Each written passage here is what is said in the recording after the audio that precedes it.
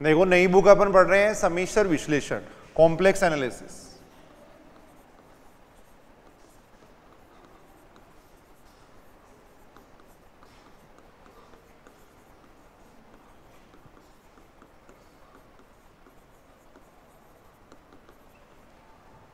सम्मिश्र विश्लेषण पढ़ रहे हैं, कॉम्प्लेक्स एनालिसिस पढ़ रहे हैं। देखो फर्स्ट ग्रेड और सेकंड ग्रेड दोनों के अंदर ये बुक है। सेकंड ग्रेड का जो नया सिलेबस जोड़ा गया है उसके अंदर ये बुक जोड़ी गई है और फर्स्ट ग्रेड में पहले से थी। बिल्कुल आसान बुक है और छोटा इसका सिलेबस है। देखो जल्दी से अपन इस सिलेबस को पूरा कर लेंगे बिल्कुल आसानी से। देखो फर्स्ट ग्रेड और सेकंड ग्रेड दोनों के अंदर ये बुक है। देखो प्लस सेकंड ग्रेड। सम्मिश्र विश्लेषण के अंदर पहले अपन पढ़ेंगे देखो विश्लेषिक फलन के बारे में, एनालिटिक फंक्शन के बारे में, उसके बाद में अपन पढ़ेंगे कॉन्फॉर्मल मैपिंग, उसके बारे में पढ़ेंगे। देखो तो लगभग 2-3 क्वेश्चन यहां से पूछे जा सकते हैं, 2-3 क्वेश्चन इस बुक से पूछे जा सकते हैं। देखो सबसे पहले अपन बात कर रहे हैं देखो सम्मिश्र संख्याओं की, सारे अपन जानते हैं। देखो सम्मिश्र संख्या, सम्मिश्र संख्या यानी कॉम्प्लेक्स नंबर, अपन ये बात जानते हैं सम्मिश्र संख्याओं के समुच्चय को सी से डिनोट करते हैं। देखो सी के अंदर a plus iota b type की संख्या होती है। देखो a और b कोई रियल नंबर होते हैं, आयोटा बराबर कितना होता है √-1 होता है।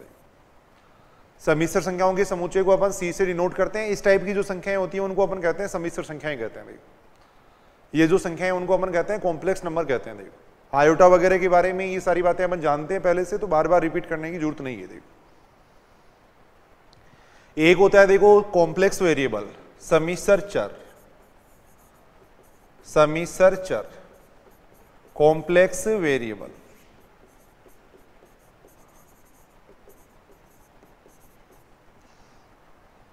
जैसे देखो अपन वास्तविक विश्लेषण पढ़ते हैं तो वहां पे जो वास्तविक चर काम में लेते हैं वो अपन x काम में लेते हैं। देखो इसके जो मान रखते हैं अपन वो कहां से रखते हैं, वास्तविक संख्याओं के समुच्चय से रखते हैं। देखो तो यदि x के मान वास्तविक संख्याओं के समुच्चय से अपन लें तब तो उसको अपन कह देते हैं वास्तविक चर। यदि z के मान, यहां अपन देखो सम्मिश्र चर लेंगे वो अपन z लेंगे। देखो z के जो मान रखेंगे वो अपन कहां से रखेंगे, इससे रखेंगे, सम्मिश्र संख्याओं के समुच्चय से रखेंगे। देखो तो ऐसा वेरिएबल, ऐसा चर जो सम्मिश्र संख्याओं के समुच्चय से मान ग्रहण करता है, ऐसे चर को अपन कहते हैं सम्मिश्र चर कहते हैं। देखो यानी इसको अपन इस तरीके से डिफाइन कर सकते हैं। देखो इसकी डेफिनेशन इस तरीके से लिख सकते हैं। देखो इस तरीके से अपन इसको डिफाइन कर सकते हैं, ऐसा चर, ऐसा चर जो सम्मिश्र संख्याओं के समुच्चय से, ऐसा चर जो सम्मिश्र संख्याओं के समुच्चय से, सम्मिश्र संख्याओं के समुच्चय से मान ग्रहण करता है, सम्मिश्र संख्याओं के समुच्चय से मान ग्रहण करता है, सम्मिश्र चर कहलाता है, सम्मिश्र चर कहलाता है। सम्मिश्र चर को अपन z से व्यक्त करते हैं। देखो इसे z से व्यक्त करते हैं, इसे z बराबर x प्लस आयोटा y से व्यक्त करते हैं।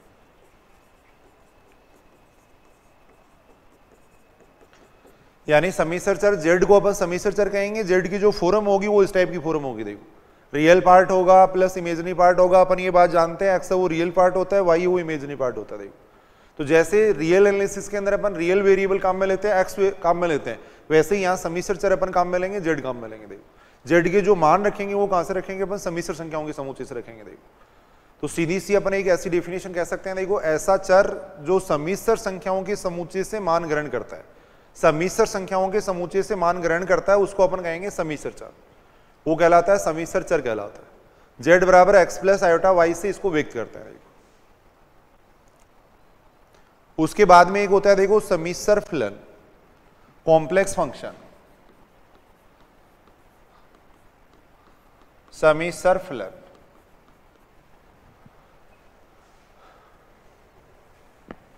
सम्मिश्र फलन का मतलब है यदि फलन एफ जेड के, यदि फलन एफ जेड के जेड के प्रत्येक मान के लिए, फलन एफ जेड का जेड के प्रत्येक मान के लिए, प्रत्येक मान के लिए एक अथवा निश्चित मान हो, एक अथवा अधिक निश्चित मान हो, अधिक निश्चित मान हो,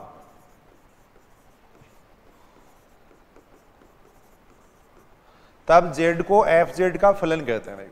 तब जेड को एफ जेड का फलन कहते हैं, एफ जेड का फलन कहते हैं। इसे अपन देखो W बराबर एफ जेड से भी व्यक्त करते हैं, इसे W बराबर एफ जेड से व्यक्त करते हैं।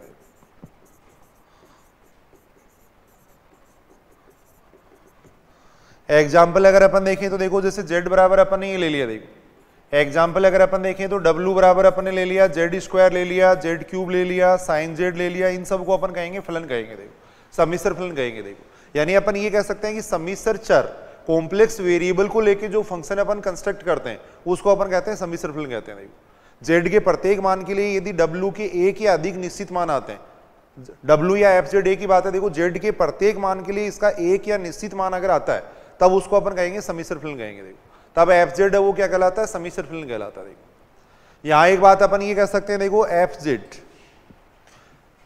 एक नोट लगा के अपन ये लिख सकते हैं, देखो W बराबर एफ जेड, ये हमेशा UXY प्लस आयोटा VXY के रूप में होता है। देखो ये हमेशा इसके रूप में होता है, के रूप में होता है, यानी जो सम्मिश्र फलन होगी उसकी फॉर्म हमेशा ये होगी। देखो W है वो या एफ जेड है वो UXY प्लस आयोटा VXY के रूप में होता है, इसकी जो फॉर्म होती है वो इस टाइप की फॉर्म होती है। देखो देख सकते हैं कोई भी एग्जांपल अपन लेके, देखो जैसे W बराबर अपन ले रहे हैं e की पावर z ले रहे हैं, देखो W बराबर ले लिया अपने e की पावर z ले लिया। देखो z की जगह अगर अपन x प्लस आयोटा y रखें, देखो z की जगह मैं रख रहा हूँ x प्लस आयोटा y रख रहा हूँ, देखो इसको अपन लिख सकते हैं e की पावर x, इसको लिख सकते हैं e की पावर आयोटा y लिख सकते हैं, ये लिख सकते हैं।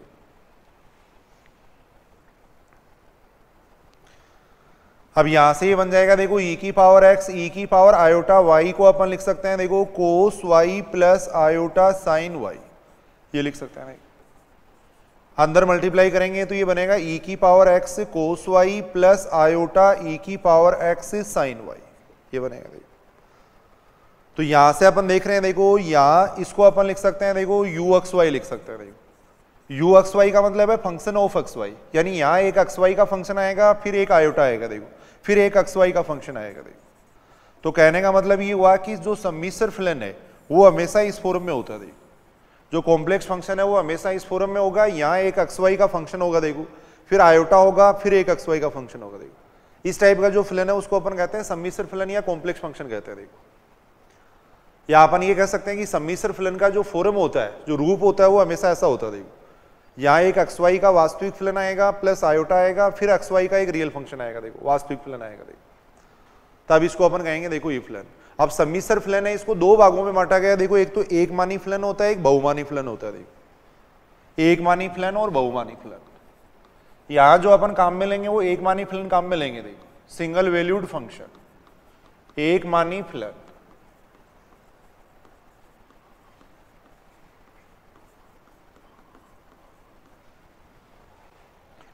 यहां जो अपन काम में लेते हैं वो सिंगल वैल्यूड फंक्शन काम में लेते हैं। देखो एक मानी फलन का मतलब क्या होता है, यदि z के प्रत्येक मान के लिए, यदि z के प्रत्येक मान के लिए W का अद्वितीय मान प्राप्त हो या fz का अद्वितीय मान प्राप्त हो, fz का अद्वितीय मान प्राप्त हो, तब fz को अपन कहते हैं देखो एक मानी फलन। तब fz है वो कहलाता है एक मानी फलन कहलाता है, तब fz एक मानी फलन कहलाता है। यदि z के प्रत्येक मान के लिए fz का एक यूनिक मान आ रहा है तब उसको अपन कहेंगे एक मानी फलन, सिंगल वैल्यूड फंक्शन कहेंगे। देखो एग्जांपल अगर अपन देखें, जैसे मान लो ये ले लिया, देखो W बराबर मैंने ले लिया, जेड स्क्वायर ले लिया, जेड क्यूब ले लिया, ये सारे फंक्शन ले लिए। देखो अगर z का एक मान रखेंगे तो एक ही मान आएगा। देखो z बराबर अगर आयोटा रखेंगे तो W बराबर कितना आ जाएगा, आयोटा का स्क्वायर यानी कितना आएगा, -1 आएगा। देखो अगर मैं z बराबर यहाँ पे 2 रखता हूँ तो W बराबर आएगा 2 का स्क्वायर यानी कितना आएगा, 4 आएगा। देखो यूनिक मान आ रहा है, अद्वितीय मान आ रहा है। देखो और अगर अद्वितीय मान आएगा तब उसको अपन कहेंगे सिंगल वैल्यूड फंक्शन, तब वो कहलाता है एक मानी फलन कहलाता है। देखो तो यानी z का एक मान के लिए अगर एक ही मान प्राप्त हो, एक मान के संगत अगर एक ही मान प्राप्त हो तब उसको अपन कहते हैं सिंगल वैल्यूड फंक्शन, तब उसको अपन कहेंगे एक मानी फलन, सिंगल वैल्यूड फंक्शन कहेंगे। देखो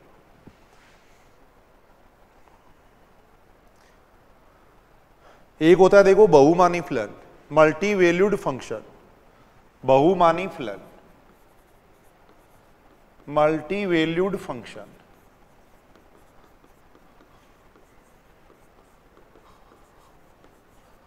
मल्टी वैल्यूड फंक्शन, बहुमानी फलन। यदि z के प्रत्येक मान के लिए, यदि z के प्रत्येक मान के लिए, z के प्रत्येक मान के लिए w के या fz के, w के एक या अधिक, ऐसे लिख देते हैं fz के, fz के दो या अधिक निश्चित मान प्राप्त हों, देखो दो या अधिक मान प्राप्त हों, दो या अधिक मान प्राप्त हों,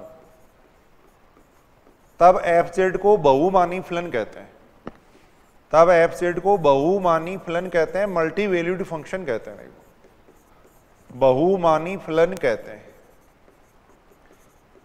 एग्जाम्पल अपन देख सकते हैं, देखो जैसे इस टाइप से एग्जाम्पल, z की पावर अपन ने 1/2 ले लिया, z की पावर 1/3 ले लिया, या मान लो log z ले लिया, देखो ये ले लिया, देखो z का एक मान रखने पर एक से अधिक मान अपने को प्राप्त होंगे। देखो जैसे मान लो एग्जाम्पल अगर अपन ने देखें, ये ले लिया, देखो z बराबर अपन ने रख दिया, आयोटा रख दिया, देखो तो w बराबर आएगा आयोटा की पावर 1/2 आएगा। देखो अब आयोटा की पावर 1/2 का मतलब अपन ये बात जानते हैं, आयोटा का अगर वर्गमूल निकालेंगे तो इसके दो मान आएंगे। आयोटा को अपन लिख सकते हैं, देखो cos 0 प्लस आयोटा sin 0 लिख सकते हैं। इसका अगर अपन मान देखें, देखो इसको अगर अपन देखें वैसे तो आयोटा का अगर मान निकालें तो आयोटा का अगर वर्गमूल निकालें तो दो मान अपने को मिलेंगे। देखो आयोटा का अगर वर्गमूल निकालते हैं तो अपने को दो मान प्राप्त होंगे, देखो और दो मान प्राप्त होंगे, इसलिए इसको अपन कह रहे हैं मल्टी वैल्यूड फंक्शन।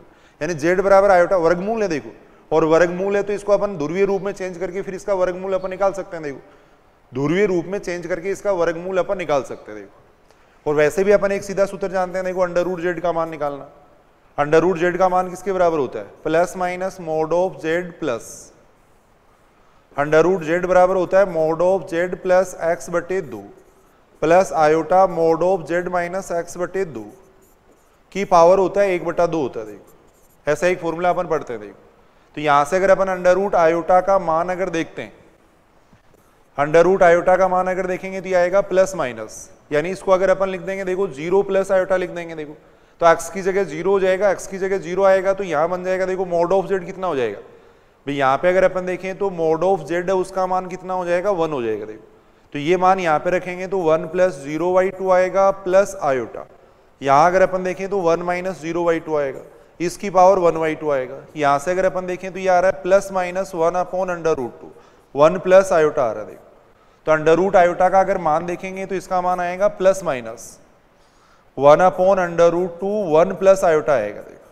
क्या आएगा, देखो किसी भी समिश्र संख्या का वर्गमूल निकालने का एक शॉर्ट फॉर्मूला अपन जानते हैं, बाकी स्टैंडर्ड तरीका ये होता है कि ध्रुवीय रूप में चेंज करके फिर देमायोर थ्योरम से उसका मान अपन निकाल सकते हैं। देखो यहाँ उससे कोई मतलब नहीं है, यहाँ केवल थोड़ा सा अपने को ये देखना है कि एक मान के लिए एक से अधिक मान प्राप्त हो रहे हैं। देखो तो z बराबर आयोटा रखने पे देखो दो मान आ रहे हैं। देखो तो एक मान के लिए अगर एक से अधिक मान आते हैं तब उसको कहते हैं बहुमानी फलन कहते हैं। देखो log z का अगर मान अपन देखेंगे, देखो अगर z बराबर आयोटा पे इसका मान देखा जाए या z बराबर 1 प्लस आयोटा पे अगर अपन मान देखें तो log का मान आएगा, देखो log 1 प्लस आयोटा आएगा। देखो और समिश्र संख्या का लघुगणक निकालना अपन जानते हैं। देखो फॉर्मूला होता है कितना, log z, फॉर्मूला होता है log z plus iota 2n pi plus होता है आर्ग्यूमेंट ऑफ z होता है, प्लस होता है आर्ग्यूमेंट ऑफ z होता है। देखो तो यहां से आ जाएगा कितना, देखो log under root 2 plus iota, यहां से आ जाएगा 2n पाई, इसका कोणांक हो जाएगा π/4, ये हो जाएगा। अब यहाँ पे n बराबर अपन 0 रखेंगे, 1 रखेंगे, 2 रखेंगे तो इसके बहुत सारे मान अपने को प्राप्त होंगे। देखो तो log z है वो एक बहुमानी फलन है। देखो जब अपन आगे पढ़ते हैं, देखो आगे जब अपन ये कोसी प्रमेय वगैरह पढ़ते हैं तो वहां अपन देखते हैं, देखो एक ब्रांच कट होता है, वो ब्रांच कट लगा के मल्टी वैल्यूड फंक्शन को सिंगल वैल्यूड फंक्शन में चेंज किया जाता है। ब्रांच कट होता है, ब्रांच कट लगा के इस मल्टी वैल्यूड फंक्शन को सिंगल वैल्यूड फंक्शन में चेंज किया जाता है। तो log z है, ये सारे फलन क्या है, बहुमानी फलन है।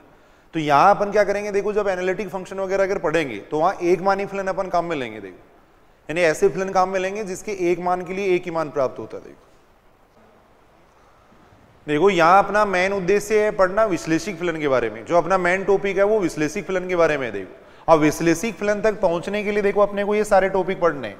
सबसे पहले अपन सीमा के बारे में पढ़ेंगे, उसके बाद में अपन पढ़ेंगे देखो कंटिन्यूटी के बारे में, सातत्यता के बारे में पढ़ेंगे देखो, उसके बाद में अपन पढ़ेंगे देखो अवकलनीयता के बारे में,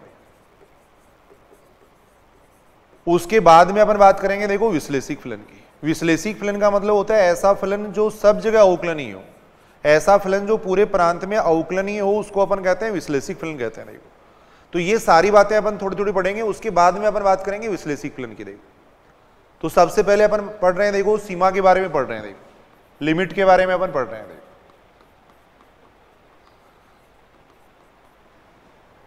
सबसे पहले अपन बात करें सीमा की। देखो सम्मिश्र फलनों की सीमा में और वास्तविक फलनों की सीमा में क्या डिफरेंस है, सबसे पहले अपन वो बात करते हैं। देखो फलन fz की सीमा, फलन fz की सीमा L कहलाती है, फलन fz की सीमा L कहलाती है यदि limit z tends to z0 fz बराबर L, यानी जब z z0 की ओर अग्रसर हो तो fz है वो किसकी ओर टेंस होना चाहिए, L की ओर टेंस होना चाहिए। देखो तब L को अपन क्या कहेंगे, फलन fz की सीमा कहेंगे। देखो जहां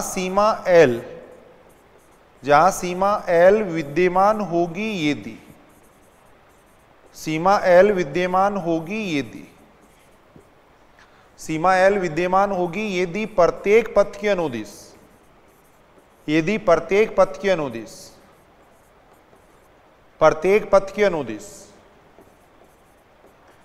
प्रत्येक पथ के अनुदिश L का मान, सीमा L विद्यमान होगी यदि प्रत्येक पथ के अनुदिश L का मान परिमित व अद्वितीय, L का मान परिमित व अद्वितीय। देखो पथ क्या होता है ये अभी अपन बात कर रहे हैं। देखो प्रत्येक पथ के अनुदिश L का मान परिमित व अद्वितीय, अर्थात सीमा है वो क्या होनी चाहिए, पथ से स्वतंत्र होनी चाहिए। देखो अर्थात सीमा है वो क्या होनी चाहिए, पथ से स्वतंत्र होनी चाहिए। देखो पथ से स्वतंत्र हो,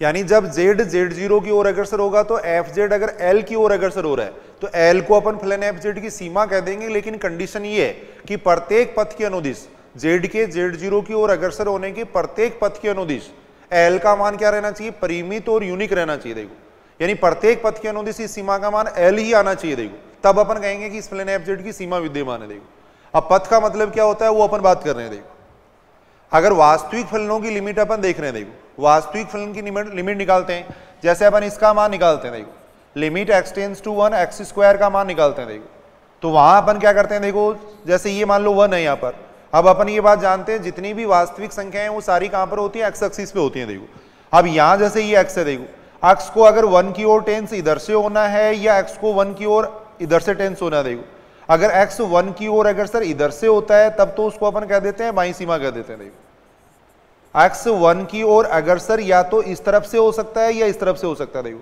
x अगर 1 की ओर अग्रसर बाईं तरफ से हो रहा है तब उसको बाईं सीमा कह देंगे, इधर से हो रहा है तब उसको अपन दाईं सीमा कह देंगे। देखो यहां पथ का कोई चक्कर नहीं पड़ता। देखो क्योंकि अपन ये बात जानते हैं जितनी भी वास्तविक संख्याएं होती हैं वो सारी x एक्सिस पे होती है। देखो तो x 1 की ओर अग्रसर या तो इधर से हो सकता है या इधर से हो सकता है। देखो x 1 की ओर अग्रसर होने की केवल एक ही पथ है, वास्तविक x के अनुदिश x 1 की ओर अग्रसर हो सकता है। अगर इधर से होगा तब तो उसको अपन कहेंगे बाईं सीमा, इधर से होगा तब अपन उसको कहेंगे दाईं सीमा। देखो यानी यहाँ कहने का मतलब यहाँ जो सीमा की बात करते हैं तब अपन बात करते हैं बाईं सीमा और दाईं सीमा की।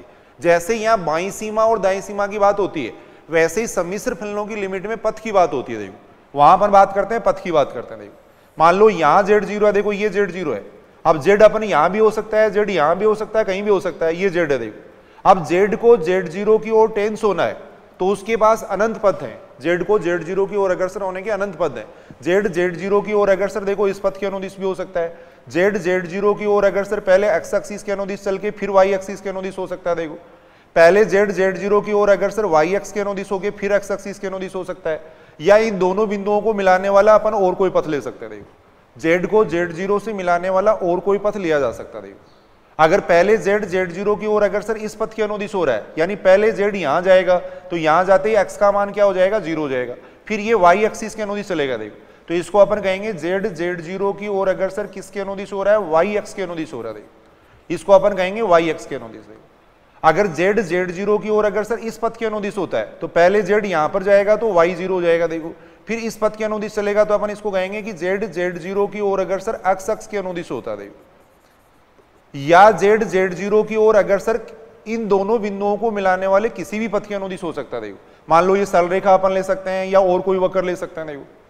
तो कहने का मतलब ये हुआ कि z को z0 से मिलाने वाले जितने भी पथ हैं, सभी पथों के अनुदिश अगर उस लिमिट का मान सेम आता है, सभी पथों के अनुदिश इस लिमिट का मान क्या आना चाहिए, सेम आना चाहिए, तब अपन कहेंगे कि ये सीमा विद्यमान है, देखो। कहने का मतलब ये हुआ कि वास्तविक फलन में जैसे अपन बाईं सीमा और दाईं सीमा की बात करते हैं, वैसा प्रावधान यहां पर नहीं है, क्योंकि यहाँ z z0 की ओर अगर सर किधर से भी हो सकता है, देखो। z z0 की ओर अगर सर इधर से भी हो सकता है, इधर से भी हो सकता है, इधर से भी हो सकता है, देखो।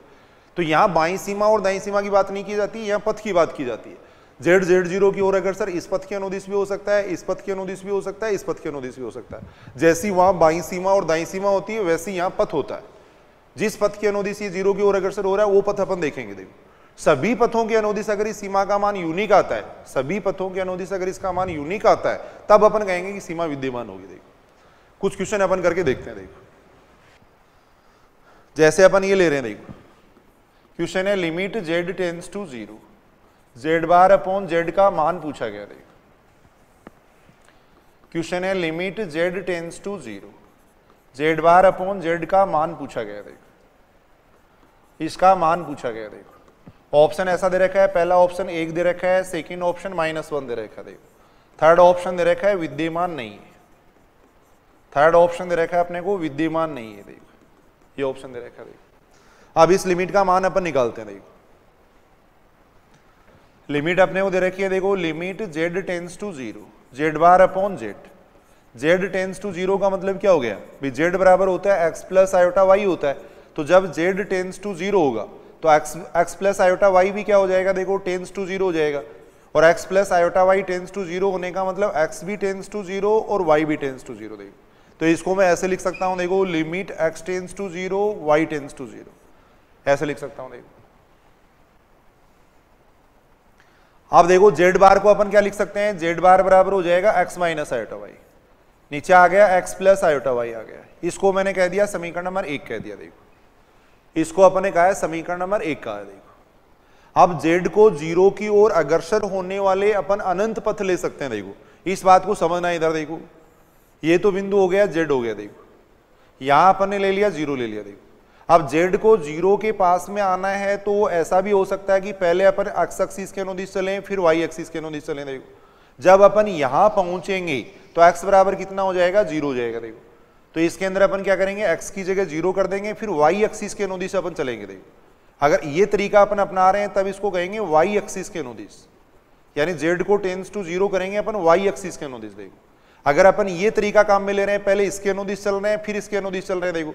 तो जब अपन यहां पर आएंगे तो y का मान 0 हो जाएगा, फिर अपन इसके अनुदिश चलेंगे, देखो। इसको अपन कहेंगे x एक्सिस के अनुदिश चलना, देखो। इसको कहेंगे x एक्सिस के अनुदिश चलना, देखो।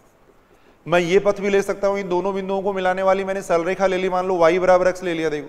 तो y बराबर x के अनुदिश भी इसको अपन टेंड्स टू 0 कर सकते हैं, देखो। इन दोनों बिंदुओं को मिलाने वाला ये पथ भी मैं ले सकता हूं, देखो। y बराबर x स्क्वायर ले सकता हूं, देखो। y बराबर मैं x क्यूब ले सकता हूं, देखो। यानी इन दोनों बिंदुओं को मिलाने वाले अनंत पथ मैं ले सकता हूं, देखो। ऐसा पथ होना चाहिए जो 0 0 से गुजरेगा, देखो। y बराबर x अपन ले सकते हैं, y बराबर x स्क्वायर ले सकते हैं, कोई भी ऐसा पथ ले सकते हैं जो 0 0 से पास होता है, देखो। तो यहाँ अपन जनरली कम से कम 2 पथ तो अपन लेके देखते ही देखते हैं, देखो। एक बार z को 0 की ओर अगर सर y एक्सिस के अनुदिश कर देते हैं, एक बार x एक्सिस के अनुदिश कर देते हैं। अगर इन दोनों का मान सेम आ जाएगा तब अपन तीसरे को और चेक कर लेंगे, देखो। अगर इन दोनों का ही मान डिफरेंट आ जाता है तो फिर आगे चेक करने की जरूरत ही नहीं है, देखो। तो केस फर्स्ट अपन देख रहे हैं, देखो। केस फर्स्ट अपन देख रहे हैं, देखो। केस फर्स्ट अपन देख रहे हैं, देखो। जब z tends to 0 x axis के अनुदिश हो, देखो। जब z tends to 0 x axis के अनुदिश हो, देखो, तब y बराबर कितना हो जाएगा, देखो, 0। y बराबर 0 हो जाएगा, देखो। तो इस लिमिट का मान कितना आ जाएगा, देखो। Limit z tends to 0, z bar upon z। यहां आ जाएगा लिमिट, इसमें देखो अपन y बराबर 0 ले लिया तो ये तो पूरा 0 हो ही गया। ये लिमिट बन जाएगी, देखो। Limit x tends to 0, y की जगह 0 कर देंगे, देखो। इसमें y की जगह 0 करेंगे तो x अपॉन x आएगा। लिमिट लेने से पहले अपन क्या करते हैं, इसको सोल्व करते हैं। देखो तो x से x कैंसिल हो जाएगा, इसका मान 1 आ जाएगा। देखो तो जब z टेंड्स टू 0 होगा x एक्सिस के अनुदिश, तब इस लिमिट का मान कितना आएगा, 1 आएगा। देखो z 0 की ओर अग्रसर x एक्सिस के अनुदिश होगा, तब इस लिमिट का मान कितना आएगा, 1 आएगा। देखो अब केस सेकंड में ले रहा हूं। देखो केस सेकंड अपन नहीं ले रहे हैं। देखो केस सेकंड मैंने ये ले लिया। देखो जब z tends to 0 y x के अनुदिश हो, देखो y x के अनुदिश हो, y x के अनुदिश हो। देखो जब z tends to 0 y x के अनुदिश हो, देखो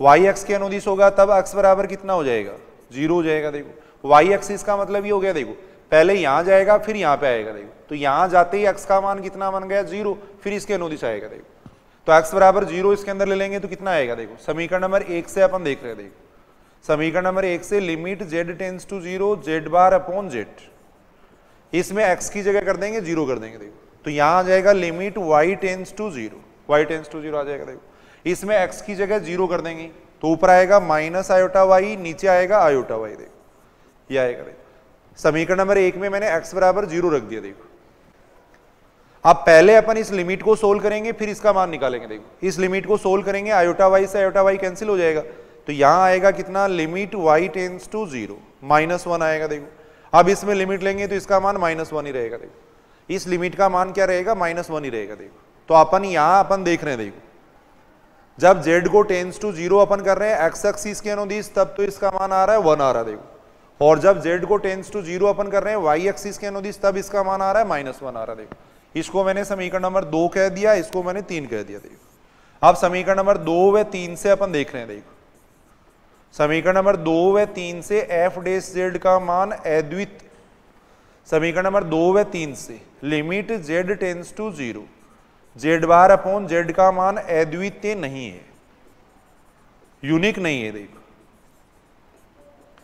अद्वितीय नहीं है, और अद्वितीय नहीं है इसका मतलब अपन कहेंगे कि ये सीमा विद्यमान नहीं है। देखो इसका मतलब अपन कहेंगे कि सीमा विद्यमान नहीं है। सीमा विद्यमान कब होती, यदि इसका मान यूनिक आता और फाइनाइट आता। देखो यानी इस लिमिट का मान प्रत्येक पथ के अनुदिश अगर सेम आता, तब अपन कहते हैं कि सीमा विद्यमान है। अब अपन कहेंगे कि सीमा विद्यमान नहीं है। देखो तो थर्ड ऑप्शन यहाँ पे सही हो जाएगा। देखो थर्ड ऑप्शन यहाँ पे क्या रहेगा, सही रहेगा। देखो कॉम्प्लेक्स एनालिसिस में निश्चित क्वेश्चन है जो कि बार बार एग्जाम में पूछे जाते हैं। देखो तो इस क्वेश्चन को सीधा भी थोड़ा अपन लर्न रखेंगे। देखो सीधा भी याद रखेंगे। देखो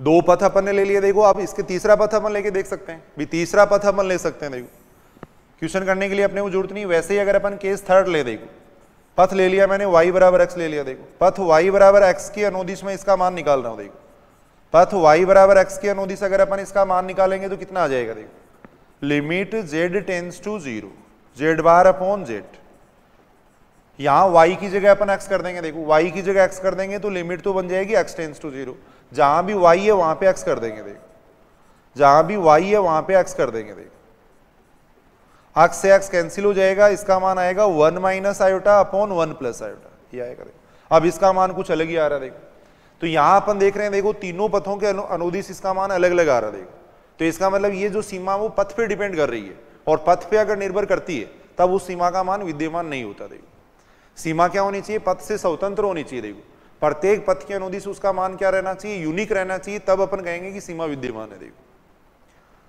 इसी प्रकार अपन कंटिन्यूटी देख सकते हैं। देखो सातत्यता, देखो कंटिन्यूटी।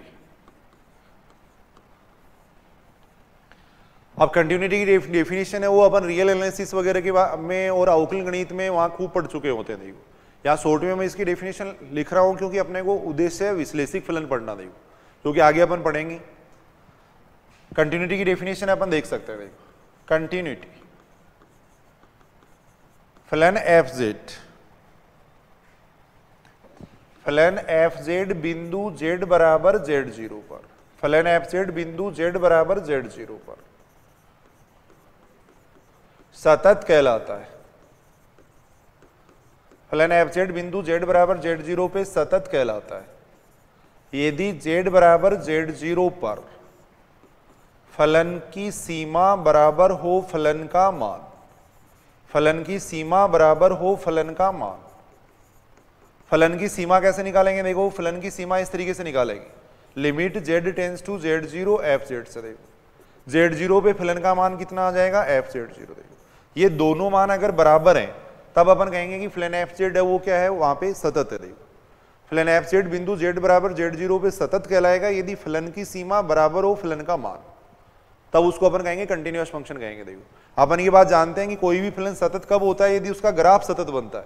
और ग्राफ सतत कब बनेगा, इधर मान लो मैंने z ले लिया, इधर मान लो मैंने f(z) ले लिया। देखो रियल एनालिसिस की अगर अपन बात करें तो इधर मान लो सपोज x ले लिया अपन ने, इधर fx ले लिया। देखो अब यहां जैसे अपन एक बिंदु ले रहे हैं x0 ले रहे हैं। देखो यहां अपन ने बिंदु ले लिया fx0 ले लिया। देखो x0 के नेबरहुड में मैंने मान ले लिया। देखो ये x0 का नेबरहुड हो गया। देखो ये fx0 का नेबरहुड हो गया। देखो तो अगर यहां से अगर मैं मान ले रहा हूं, जैसे x का मान मैं यहां से ले रहा हूं, देखो x का मान यहां से ले रहा हूं तो फलन का मान यहां पे आना चाहिए। देखो फिर इन दोनों बिंदुओं को मिलाएंगे ये बिंदु आएगा। देखो फिर और इसके नजदीक से मैं मान लूं तो फलन का मान इसके और नजदीक आना चाहिए। देखो तब ये ग्राफ ऐसे बनेगा। देखो तो इस फलन का ग्राफ सतत बनेगा और फलन का ग्राफ सतत बनेगा तब इसको अपन कहेंगे कंटिन्यूअस फंक्शन कहेंगे। देखो तो जब z z0 की ओर अग्रसर हो तो fz किसकी ओर अग्रसर होना चाहिए, z0 पे जो फलन का मान है उसकी ओर अग्रसर होना चाहिए। देखो तब उसको अपन कहते हैं कंटिन्यूअस फंक्शन कहते हैं। देखो एक एग्जांपल अपन देखें, जैसे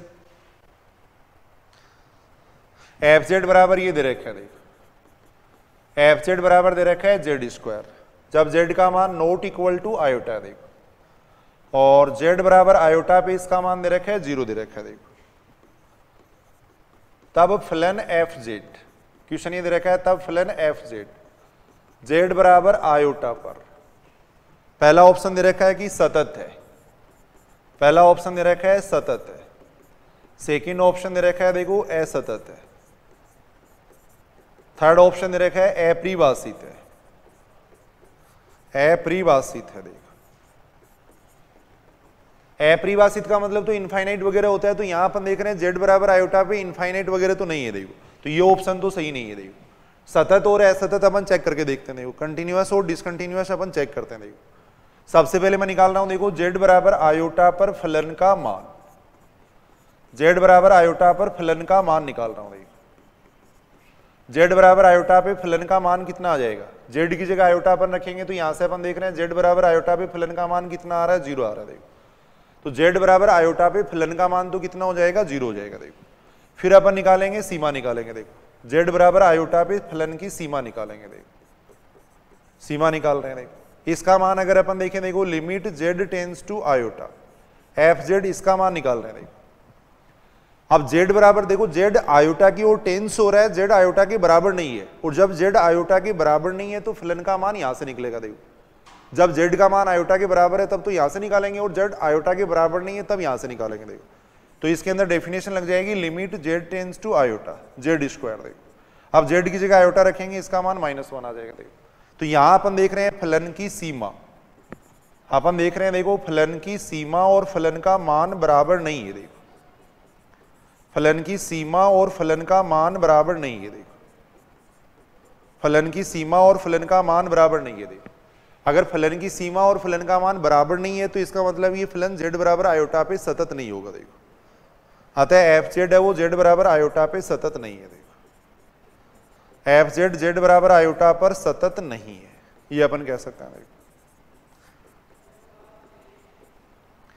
fz है वो z बराबर आयोटा पे सतत नहीं है। देखो एक बात अपन ये कह सकते हैं, देखो निम्न फलन है वो अपने प्रांत में सदैव सतत होते हैं। देखो निम्न फलन अपने प्रांत में सदैव सतत होते हैं, अपने प्रांत में सदैव सतत होते हैं।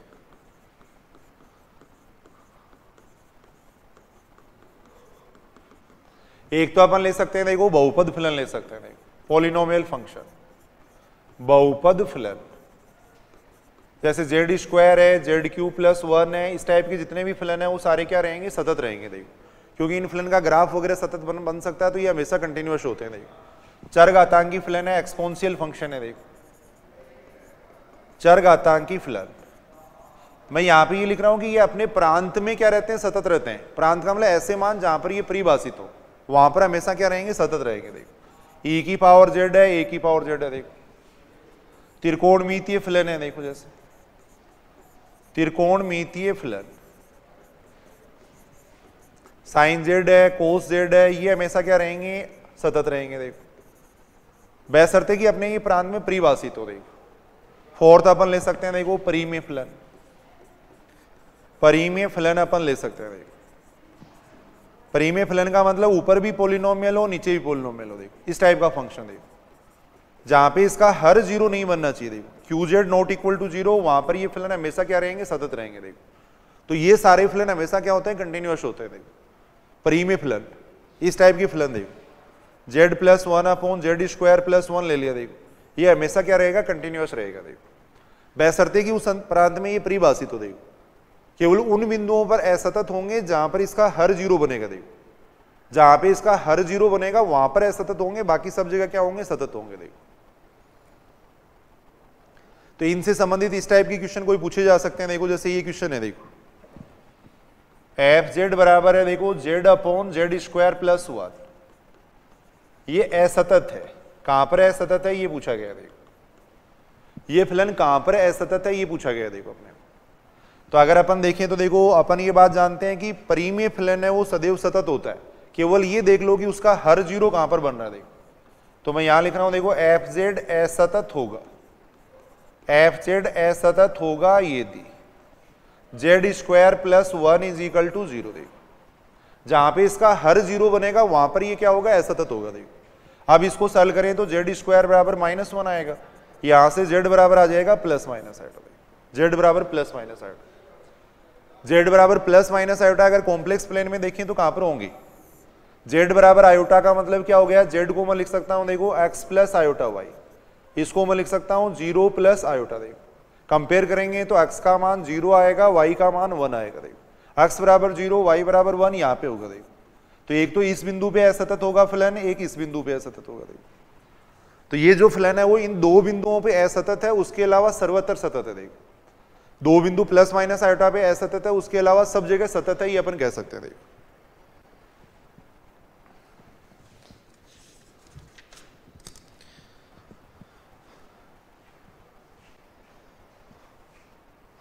जैसे एक क्वेश्चन दे रखा है, देखो एफ जेड बराबर दे रखा है Z square upon Z square minus three z plus to, तब एफ जेड सतत है, एफ जेड सतत है ये पूछा गया है। एफ जेड कहां पे सतत है ये पूछा गया है। देखो ऑप्शन दे रखा है, पहला ऑप्शन दे रखा है mod of Z less than equal to two, ये दे रखा है। देखो मोड ऑफ जेड अपने को दे रखा है, देखो less than equal to three दे रखा है। थर्ड ऑप्शन दे रखा है mod of Z greater than two दे रखा है। इस टाइप से ऑप्शन अपने को दे रखे हैं। देखो तो सबसे पहले तो अपन ये देखते हैं कि ये फलन एफ जेड है वो असतत कहां पर है। देखो सबसे पहले अपन ये देखेंगे कि ये फलन एफ जेड असतत कहां पे है। देखो तो एफ जेड है वो असतत होगा, एफ जेड असतत होगा यदि Z square minus three z plus two is equal to zero.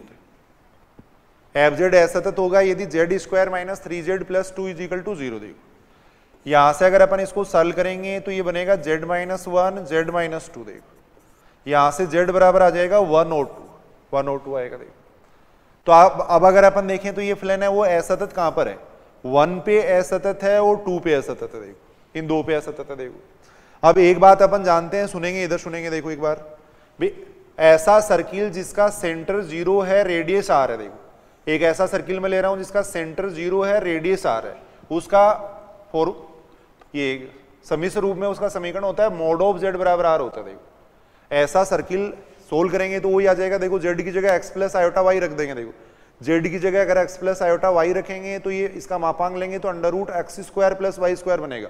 उसको सॉल्व करेंगे तो ये बनेगा देखो x square plus Y square बराबर आर स्क्वायर। यानी ऐसा सर्किल हो गया जिसका सेंटर जीरो जीरो है, रेडियस आर है। सम्मिश्र रूप में इसको अपन इस तरीके से लिखते हैं। देखो सम्मिश्र रूप में इसको इस तरीके से लिखा जाता है। देखो थोड़ा एक बार मैं समझाने के लिए बता रहा हूं। देखो तो अगर ये सर्किल हो गया, देखो ऐसा सर्किल है जिसका सेंटर जीरो जीरो है, रेडियस आर है। देखो ये देखो अगर इसके अंदर के क्षेत्र को अपने को दिखाना है तो उसका फॉर्मूला होता है mod of Z less than r. देखो अगर परिधि को भी शामिल करना है, देखो परिधि को भी शामिल करना है, तब इसका फॉर्मूला हो जाएगा mod of Z less than equal to r. देखो अगर अपने को ये दिखाना है, बाहर वाला क्षेत्र दिखाना है, तो इसके लिए हो जाएगा mod of Z greater than r. यानी mod of Z greater than r का मतलब आर से बाहर, और mod of Z less than r का मतलब अंदर वाला क्षेत्र। देखो तो अगर यहां पे अपन डायग्राम बनाना चाहें, देखो अपन ये देखना चाह रहे हैं कि किस किस क्षेत्र में ये फलन सतत है। देखो ऐसा सर्किल अपन बना लें जिसका सेंटर 0 ले ले, रेडियस 1 ले ले। देखो ऐसा सर्किल मैंने बनाया। देखो एक मैंने ऐसा सर्किल बना लिया जिसका सेंटर 0 ले लें, रेडियस अपन 2 ले लें। देखो ऐसा सर्किल बना लिया। देखो ये बना लिया। देखो अब अगर अंदर वाले क्षेत्र की मैं बात करूं, इस क्षेत्र की बात करूं, देखो तो यहां पर ये फलन क्या रहेगा, सतत रहेगा। देखो mod of Z less than 1 पर सतत रहेगा।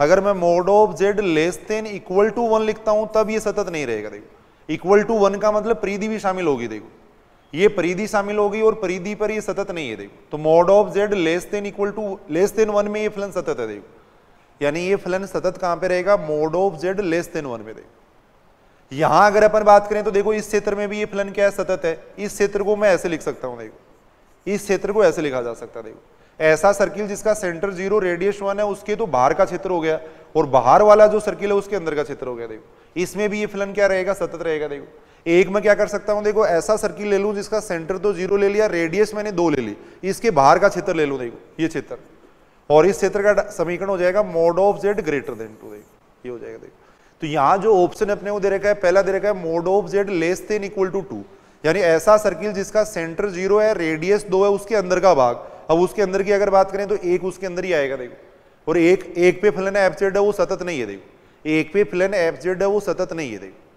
तो ये ऑप्शन तो सही नहीं है। देखो mod of Z less than equal to 3, यानी ऐसा सर्किल जिसका सेंटर 0 रेडियस 3 है, उसके अंदर भी सतत नहीं है। देखो mod of Z greater then 2 की बात करें, ऐसा सर्किल जिसका सेंटर 0 है, रेडियस 2 है, उसके बाहर की बात करें तो यहां पर ये फलन क्या रहेगा, सतत रहेगा। देखो तो थर्ड ऑप्शन यहां पे सही रहेगा। देखो थर्ड ऑप्शन यहां पे सही रहेगा। देखो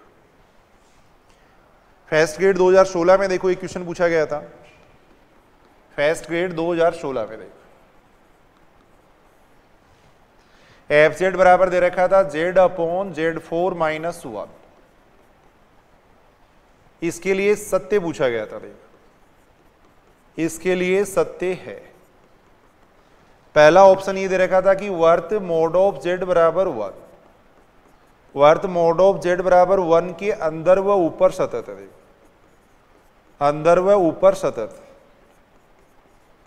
अंदर व ऊपर सतत है। देखो सेकेंड ऑप्शन दे रखा था कि वर्त mod of z is equal to 2 के अंदर व ऊपर सतत है। देखो के अंदर व ऊपर सतत। थर्ड ऑप्शन दे रखा था मोड ऑफ जेड बराबर 1 के अंदर सतत है। देखो वर्त मोड ऑफ जेड बराबर 1 के अंदर सतत, इसके अंदर सतत है। देखो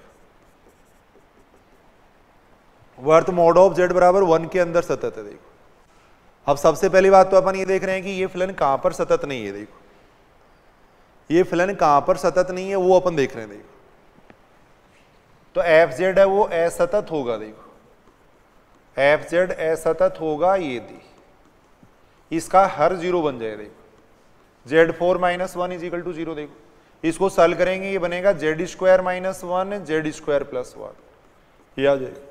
यहां से अगर अपन जेड के मान निकालें तो यहां से आएगा प्लस माइनस 1, यहां से आएगा प्लस माइनस आयोटा, ये आएगा। देखो अब अगर अपन इसका डायग्राम देखें, अपन यानी इन बिंदुओं को देखें तो ये कॉम्प्लेक्स प्लेन में ये बिंदु कहां पर आएंगे। देखो कॉम्प्लेक्स प्लेन में अगर ये बिंदु देखें तो कहां पर आएंगे। देखो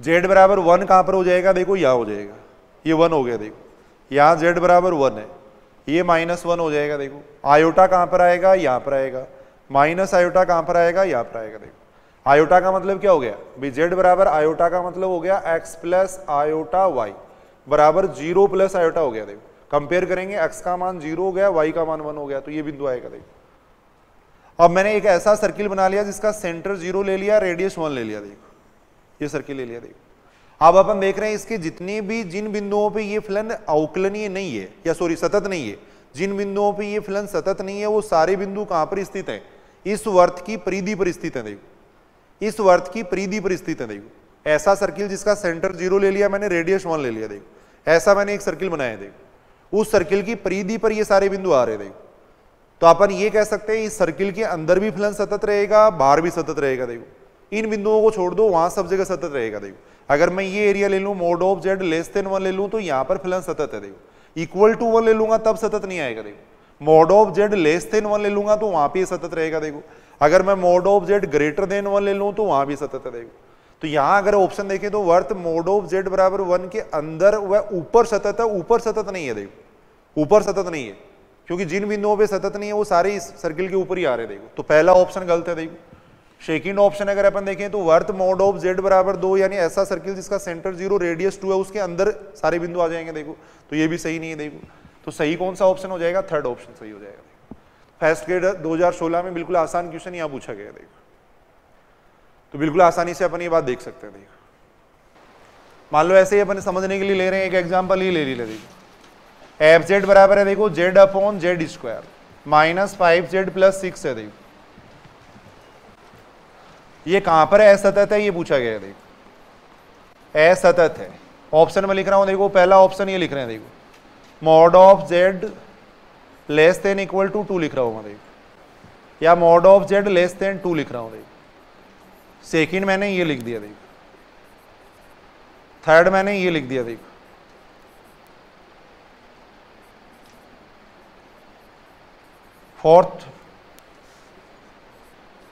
फोर्थ मैंने लिख दिया इनमें से कोई नहीं।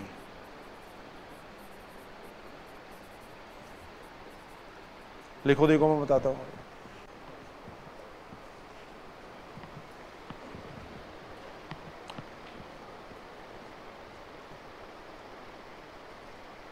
एफ जेड बराबर अपने को दे रखा है। देखो जेड अपॉन, ये लिखवा दिया था कि पहले मैंने ये लिखवाया था। एफ जेड बराबर देखो Z upon Z square minus 5z plus 6 है, वो असतत है। कहां पर असतत है ये पूछा गया। देखो कहां पर असतत है ये पूछा गया। देखो सारे इधर सुनेंगे। देखो पहले तो अपन ये देखेंगे कि ये असतत कहां पर होगा। देखो पहले तो अपन ये देख रहे हैं कि ये फलन असतत कहां पर है। देखो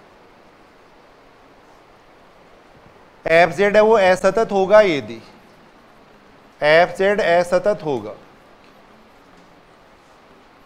एफ जेड असतत होगा यदि Z square minus 5z plus 6 is equal to 0। देखो अगर इसका मान देखो अपन ये बात जानते हैं, ये प्रीमे फलन है, रेशनल फंक्शन है, सब जगह सतत होगा। केवल उन बिंदुओं को देख लो जहां पे इसका हर 0 बन रहा है। देखो तो इसको मैंने 0 के बराबर रख दिया। देखो यहां से z बराबर कितना आ रहा है? देखो 2 और 3 आ रहा है। देखो अब अगर अपन इसका डायग्राम बनाए तो देखो डायग्राम इस तरीके से बना सकते हैं। देखो सुनेंगे, इधर सुनेंगे। देखो एक बार सारे 2 कहां पर आएगा? देखो z बराबर 1 मैंने यहां मान लिया, 2 मैंने यहां मान लिया। देखो ये 2 हो गया। देखो सुनना, देखो इधर सुनना। देखो 3 मैंने यहां पर मान लिया। देखो ये 3 मान लिया। देखो अब अपने को ये देखना है, जैसे मान लो ये देख रहे हैं कि ये सतत कहां पर है। सपोज अपन ये देख रहे हैं कि सतत कहां पर है। देखो सुनना, इधर सुनना। देखो अगर मैं ऐसा सर्किल बना दूं जिसका, देखो सुनना इधर, ऐसा सर्किल बना रहे हैं जिसका सेंटर तो 0 ले लिया और रेडियस मैंने 2 ले ली। देखो ऐसा सर्किल मैंने बना दिया जिसका सेंटर तो 0 है, रेडियस 2 है। देखो उसके अंदर का भाग अगर मैं ले लूं तो यहां पर ये फलन क्या रहेगा? सतत रहेगा। देखो यहां पे ये फलन सतत होगा। देखो और इसको अपन डिनोट करेंगे, इस तरीके से डिनोट करेंगे। देखो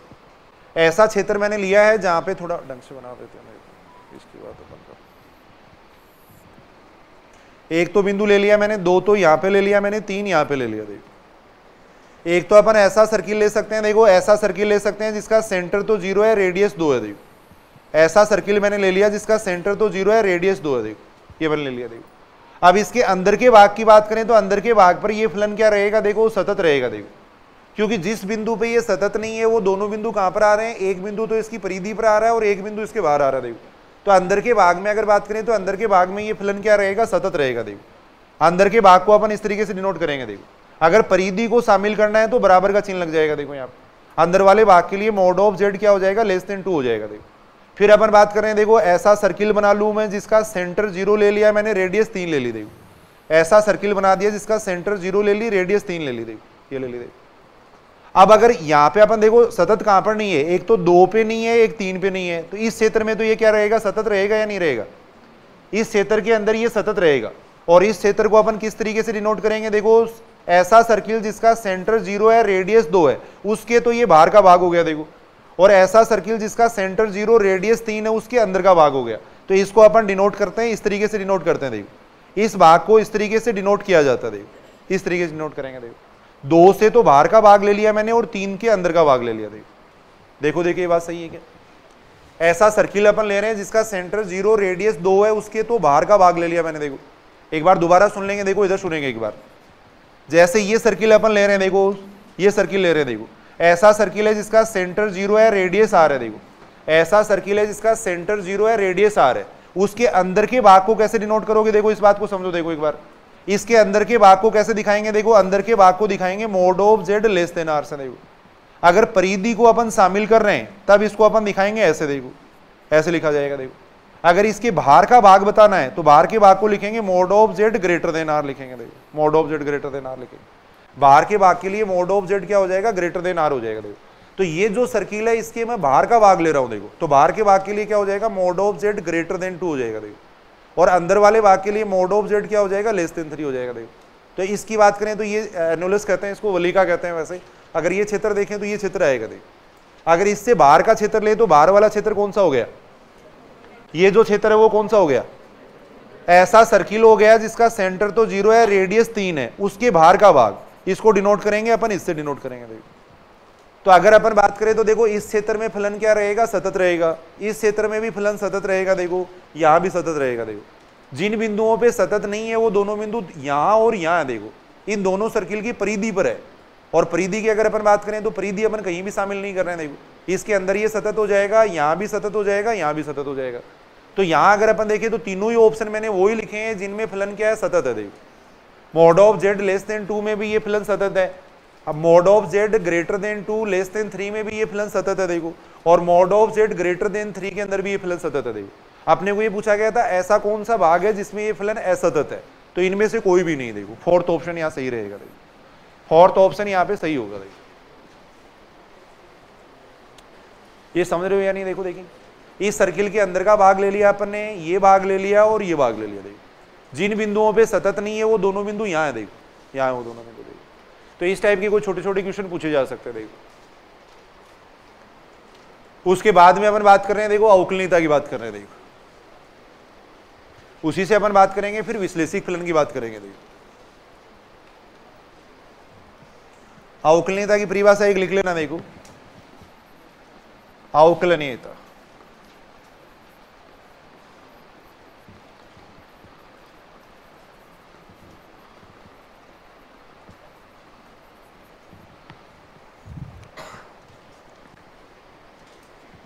दो डेफिनेशन यहाँ पे अवकलनीयता की अपन लिख सकते हैं। देखो एक तो पूरे प्रांत में चेक करने की। देखो प्रांत का मतलब ये होता है जैसे पूरे सर्किल में अगर अपने को अवकलनीय चेक करना है तो कैसे चेक करेंगे। देखो एक अगर एक पर्टिकुलर बिंदु पे चेक करना है तो अपन कैसे चेक करेंगे। देखो एक तो पूरे सर्किल में अवकलनीयता चेक करना है, एक एक पर्टिकुलर बिंदु पे चेक करना। देखो दो डेफिनेशन यहाँ मैं लिख रहा हूँ। देखो परिभाषा ये होती है। देखो अगर प्रांत में चेक करना है तो ये परिभाषा देखो, फलन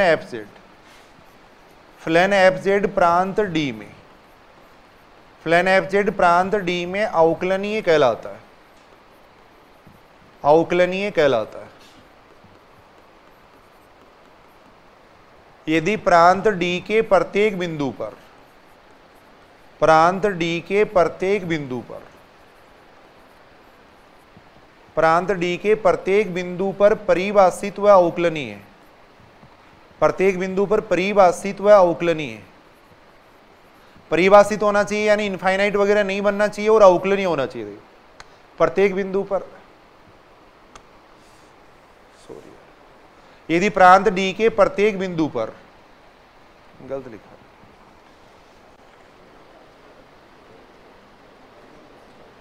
या चलो ठीक है, प्रांत डी के प्रत्येक बिंदु पर एफ डैश जेड बराबर limit del Z tends to 0 F Z plus del Z minus F Z upon del Z परिमित व अद्वितीय। देखो परिमित व अद्वितीय लिख लो, मैं बता रहा हूं। देखो परिमित व अद्वितीय यदि प्रांत डी के प्रत्येक बिंदु पर एफ डैश जेड का मान परिमित और अद्वितीय होना चाहिए। देखो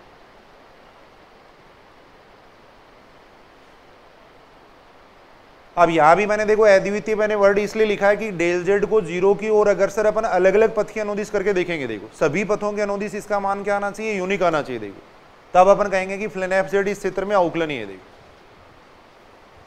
function F Z is differentiable in domain D if each point at domain D f dash z equals to is finite and unique, यानी प्रांत D के प्रत्येक बिंदु पर इसका मान क्या होना चाहिए, परिमित और अद्वितीय होना चाहिए। देखो प्रांत D के प्रत्येक बिंदु पर इसका मान परिमित और अद्वितीय होना चाहिए, तब उस फलन एफ जेड को अपन कहेंगे अवकलनीय कहेंगे। देखो क्या मतलब है इस बात का, सुनना देखो, इधर सुनना देखो। पहली बात तो अपन जानते हैं, देखो अवकलनीयता का मतलब क्या होता है, परिवर्तन की दर से होता है। देखो अवकलनीयता का मतलब होता है परिवर्तन की दर से। अब दो बिंदु ले लिए, देखो अपन ने एक तो ले लिया डेल जेड ले लिया, या एक बिंदु तो ले लिया अपन ने जेड ले लिया। देखो एक बिंदु ले लिया अपन ने जेड प्लस डेल जेड ले लिया। देखो अब जेड प्लस डेल जेड है वो जेड की तरफ टेंस हो रहा है। देखो जेड प्लस डेल जेड है वो जेड की तरफ टेंस हो रहा है। देखो तब फलन के मान में तो कितना परिवर्तन हो रहा है, देखो फलन के मान में परिवर्तन देखने के लिए मैंने क्या किया, देखो इस बिंदु पे फलन का मान निकाल लिया, उसमें से इस बिंदु पे जो फलन का मान है वो घटा दिया। देखो फलन के मान में तो कितना परिवर्तन हो रहा है, चर के मान में कितना परिवर्तन हो रहा है। देखो चर के मान में कितना परिवर्तन हो रहा है, उस परिवर्तन की दर को अपन क्या कहते हैं, अवकलनीयता कहते हैं। देखो अवकलनीयता का मतलब होता है, देखो परिवर्तन की दर से होता है। दो बिंदु ले लिया अपन, एक जेड ले लिया, एक जेड प्लस डेल जेड ले लिया। सपोज अपने पास ये डोमेन डी है, देखो ये है मान लो डोमेन डी। अब इसके अंदर अपने दो बिंदु ले लिया, एक जेड ले लिया, एक जेड प्लस डेल जेड ले लिया। अवकलनीयता आपने वो चेक करनी है। देखो तो अपन ये देखेंगे, देखो जब ये बिंदु इसकी ओर टेंस हो रहा है, ये बिंदु इसकी ओर टेंस होगा तो डेल जेड का मान क्या हो जाएगा, देखो टेंस टू 0 हो जाएगा। देखो तो फलन के मान में तो कितना परिवर्तन हो रहा है, देखो और चर के मान में कितना परिवर्तन हो रहा है, उस परिवर्तन की दर को अपन क्या कहते हैं, अवकलनीयता कहते हैं। देखो अब ये जो परिवर्तन की दर है, अगर डेल जेड का मान 0 की ओर अग्रसर अपन किसी भी पथ की अनुदिश करें, प्रत्येक पथ की अनुदिश इसका मान क्या आना चाहिए, यूनिक आना चाहिए। देखो तब अपन कहेंगे कि फलन एफ जेड है वो इस बिंदु पे अवकलनीय है। देखो तब अपन कहेंगे कि फलन एफ जेड है वो इस क्षेत्र में अवकलनीय है। देखो यहाँ मैंने यही डेफिनेशन लिखी है। देखो दो बिंदु ले लिए, एक जेड ले लिया मैंने, एक जेड प्लस डेल जेड ले लिया। देखो तो फलन के मान में तो कितना परिवर्तन हो रहा है, चर के मान में कितना परिवर्तन हो रहा है। देखो जेड प्लस डेल जेड में से मैंने जेड घटा दिया तभी आया, देखो डेल जेड आया। देखो अब डेल जेड जब 0 की ओर अग्रसर होगा, डेल जेड 0 की ओर अग्रसर होने का मतलब ये बिंदु इसकी ओर अग्रसर होगा, ये बिंदु इसकी ओर अग्रसर होगा, तो इसका मान कितना आएगा वो मान अपन देखेंगे। देखो वो जो मान है वो क्या आना चाहिए, फाइनाइट आना चाहिए और यूनिक आना चाहिए। तब अपन कहेंगे कि फलन एफ जेड है वो इस प्रांत में अवकलनीय है। देखो प्रत्येक बिंदु पर ऐसा होना चाहिए। देखो तब अपन कहेंगे कि फलन एफ जेड इस क्षेत्र में अवकलनीय है। देखो तो एक डेफिनेशन याद कर लेना, देखो इसकी एफ डेस जेड बराबर हो जाएगा limit del Z tends to 0 F Z plus del Z minus F Z upon del Z. अगर प्रांत में चेक करना है तब तो अपन ये फॉर्मूला काम में लेंगे। देखो अगर किसी पर्टिकुलर बिंदु पे चेक करना है, देखो ये लिख लिया सब लोगों ने, अगर किसी पर्टिकुलर बिंदु पे चेक करना है, देखो तब अपन ये फॉर्मूला काम में लेते हैं। देखो फलन एफ जेड बिंदु जेड बराबर Z0 पर, फलन एफ जेड बिंदु जेड बराबर Z0 पर अवकलनीय कहलाता है, अवकलनीय कहलाता है। फलन एफ जेड बिंदु जेड बराबर Z0 पे अवकलनीय कहलाता है यदि F dash Z0 limit z tends to Z0 F Z minus F Z0 upon Z minus Z0 परिमित व अद्वितीय हो। देखो परिमित व अद्वितीय।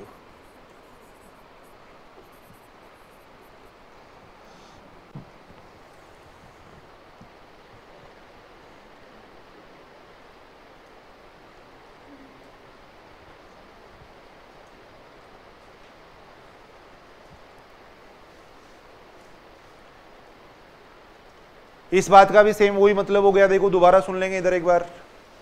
यहां देखो अपने को Z0 पे चेक करनी है, देखो Z0 पे अवकलनीयता चेक करनी है। देखो यहां अपन एक जनरल पॉइंट ले लिया, Z ले लिया। देखो अब Z को Z0 की ओर टेंस करेंगे। देखो अपन Z को Z0 की ओर टेंस करेंगे तो फलन के मान में तो कितना परिवर्तन हुआ है, देखो चर के मान में कितना परिवर्तन हुआ है, उस परिवर्तन की दर अपन निकालेंगे। देखो रेट ऑफ चेंज अपन निकालेंगे। देखो उस रेट ऑफ चेंज को अपन क्या कहते हैं, अवकलनीयता कहते हैं। देखो भैया अवकलन का मतलब यही होता है, देखो dy अपॉन dx, y में x के सापेक्ष परिवर्तन की दर, वो परिवर्तन की दर यहाँ अपन निकाल रहे थे। जब ये बिंदु इसकी ओर टेंस हो रहा है तो फलन के मान में कितना परिवर्तन हो रहा है, चर के मान में कितना परिवर्तन हो रहा है, उस परिवर्तन की दर को अपन क्या कहते हैं, अवकलनीयता कहते हैं। देखो परिमित और अद्वितीय मैंने इसलिए लिखा है कि इसका मान एक तो फाइनाइट आना चाहिए। देखो अद्वितीय का मतलब z को Z0 की ओर अग्रसर अपन किसी भी पथ की अनुदिश करें, प्रत्येक पथ की अनुदिश इसका मान क्या रहना चाहिए, यूनिक रहना चाहिए। देखो प्रत्येक पथ के अनुदिश इसका मान सेम आना चाहिए, तब अपन कहेंगे कि फलन एफ जेड है वो जेड बराबर जेड जीरो पे अवकलनीय है। देखो तब फलन एफ जेड को जेड बराबर जेड जीरो पे अवकलनीय कहेंगे। देखो तो अवकलनीयता का मतलब परिवर्तन की दर से है। देखो अगर एक बिंदु पे चेक करना है तब तो ये सूत्र लगेगा। देखो अगर पूरे प्रांत में चेक करना है तब जो पीछे अपने सूत्र लिखा था वो काम में आएगा। देखो कुछ क्वेश्चन अपन करके देखते हैं। देखो जैसे ये क्वेश्चन दे रखा है और ज्यादा क्वेश्चन इनमें है नहीं, देखो निश्चित क्वेश्चन है और यही बार बार एग्जाम में पूछे जाते हैं। देखो क्वेश्चन ये देखो एफ जेड बराबर जेड बार, एफ जेड बराबर जेड बार कहीं भी अवकलनीय नहीं है, कहीं भी अवकलनीय नहीं है, किसी भी बिंदु पे अवकलनीय नहीं है। बार बार एग्जाम में क्वेश्चन पूछा जाता है। देखो याद भी कर लेना इस बात को, एफ जेड बराबर जेड बार है वो कहीं भी अवकलनीय नहीं है। देखो एफ जेड बराबर जेड बार है वो कहीं भी अवकलनीय नहीं है। देखो अब यहां अपने को देखो पूरे प्रांत में चेक करना है। देखो अपने को ये चेक करना है कि कहीं भी अवकलनीय नहीं है, इसका मतलब पूरे प्रांत में चेक करना है, पूरे डोमेन में या पूरे सम्मिश्र तल पे अपने को चेक करना है। देखो तो इसके लिए जो अवकलनीयता की पहली जो परिभाषा थी वो अपन काम में ले लेंगे। देखो परिभाषा अपन ने ये पढ़ी थी। देखो अवकलनीयता की क्या परिभाषा पढ़ी थी, अवकलनीयता की जो परिभाषा है वो मैं यहाँ काम में ले रहा हूँ। देखो क्या फॉर्मूला था, देखो limit del Z tends to zero F Z plus del Z minus F Z upon में कितना आ जाएगा डेल जेड, ये आ जाएगा। प्रांत के लिए यानी सभी बिंदुओं पे अगर चेक करना हो तो अपन ये सूत्र काम में लेते हैं। देखो ये तो अवकलनीयता की परिभाषा होगी, यहां तक ठीक है ये बात। अब मान रख दो, देखो यहां से मान रख देंगे। देखो limit del Z tends to zero F Z plus del Z का मान अपन यहां से निकालेंगे। देखो एफ जेड बराबर जेड बार है तो जेड की जगह मैं रख रहा हूं जेड प्लस डेल जेड रख रहा हूं। देखो तो ये बन जाएगा जेड प्लस डेल जेड का बार, ये आ जाएगा। देखो जेड प्लस डेल जेड का बार आ गया। देखो एफ जेड का मान रख दो, एफ जेड का मान कितना हो गया, देखो जेड बार अपॉन में हो जाएगा डेल जेड, डेल जेड हो जाएगा। देखो F Z plus del Z का मान मैंने वहां से यहां रखा। देखो ये बात ठीक है कि देखो अब अपन ये बात जानते हैं। देखो Z1 प्लस Z2 का जो बार है वो बराबर होता है Z1 बार प्लस Z2 बार के। देखो इसके बराबर होता है। तो यहां से अपन ये बात जानते हैं, दो संख्याओं को जोड़ के उसका कॉन्जुगेट निकालो या कॉन्जुगेट निकाल के जोड़ो, बराबर ही मान आता। देखो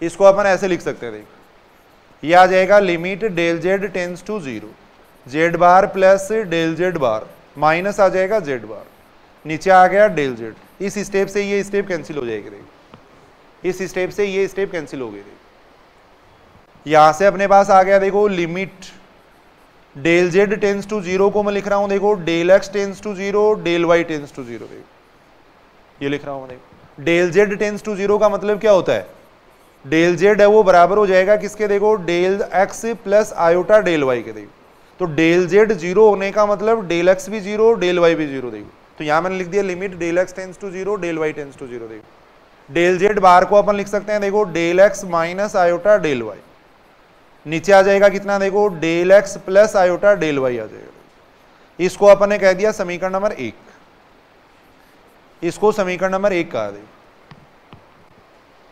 अब इस लिमिट का मान अपन निकालेंगे। देखो इसका मान अगर यूनिक आ जाएगा, परिमित और अद्वितीय आ जाएगा, तब अपन कहेंगे कि वो फलन अवकलनीय है। देखो अगर इस लिमिट का मान यूनिक नहीं आएगा तो अपन कहेंगे कि वो फलन अवकलनीय नहीं है। देखो यही तो बात अपन ने की है, तो इस लिमिट का मान यूनिक आना चाहिए। देखो इस लिमिट का मान यूनिक आना चाहिए, तब वो फलन क्या होता है, अवकलनीय होता है। देखो ये बात ठीक है। अब वही दो केस अपन ले लेंगे। देखो एक बार डेल जेड को जीरो की ओर अगर सर एक्स एक्सिस के अनुदिश कर देंगे, एक बार वाई एक्सिस के अनुदिश कर देंगे। देखो दो केस यहाँ अपन लेंगे। देखो जनरली अपन ये दो केस ले लेते हैं, बाकी और भी लेके देख सकते हैं।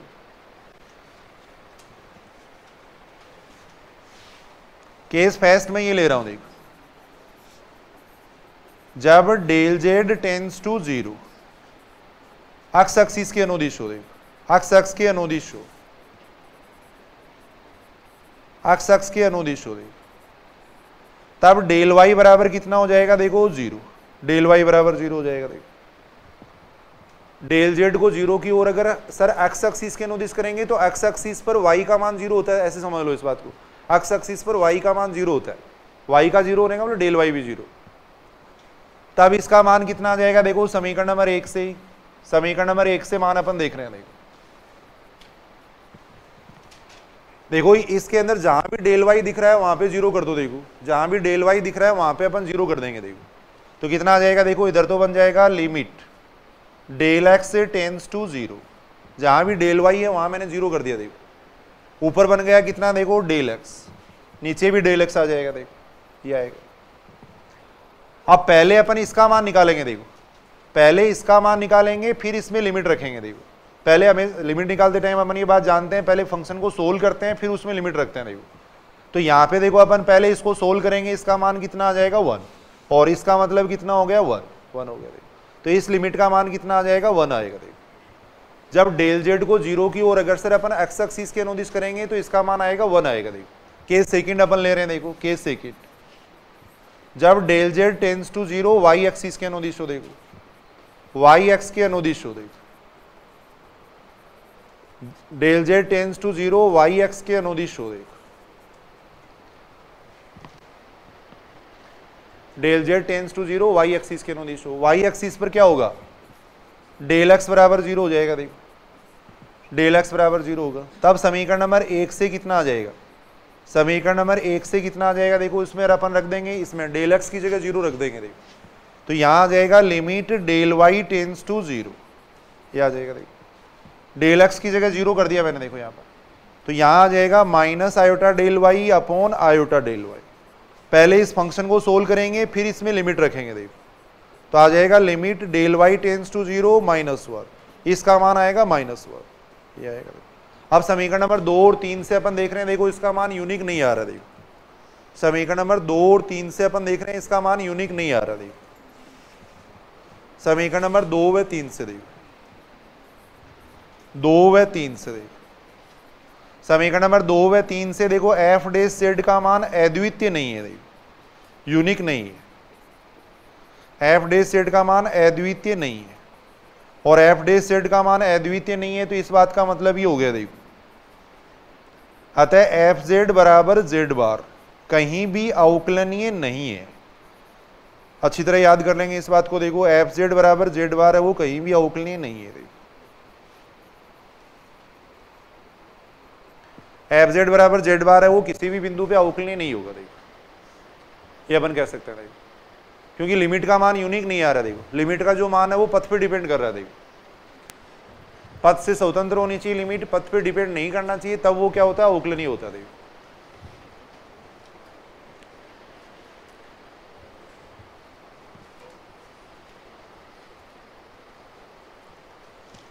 इसी प्रकार नोट लगा के अपन लिख सकते हैं। देखो एक दो बातें सीधी याद रख लेना। देखो ये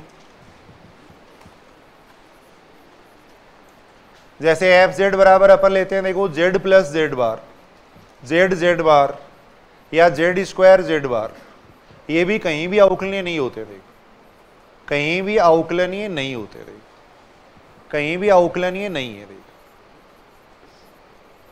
कहीं भी अवकलनीय नहीं है।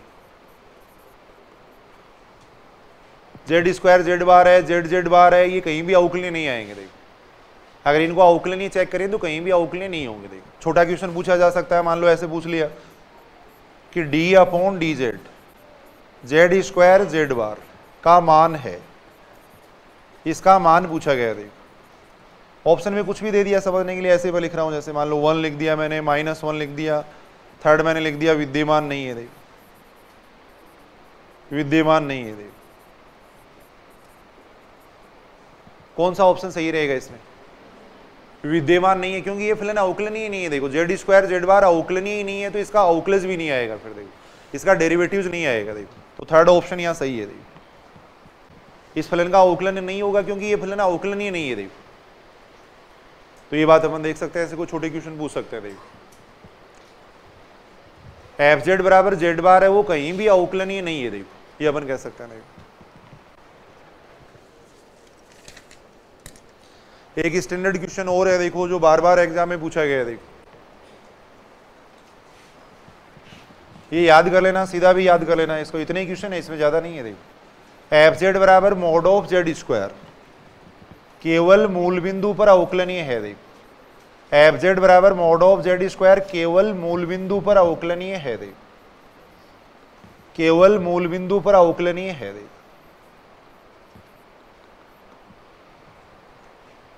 एफ जेड बराबर मॉड ऑफ जेड स्क्वायर है वो केवल मूल बिंदु पर अवकलनीय है। देखो प्रूफ अपन देख लेते हैं, इसका समझने के लिए देख सकते हैं। देखो एफ जेड बराबर मॉड ऑफ जेड स्क्वायर है वो केवल मूल बिंदु पर अवकलनीय होता है। देखो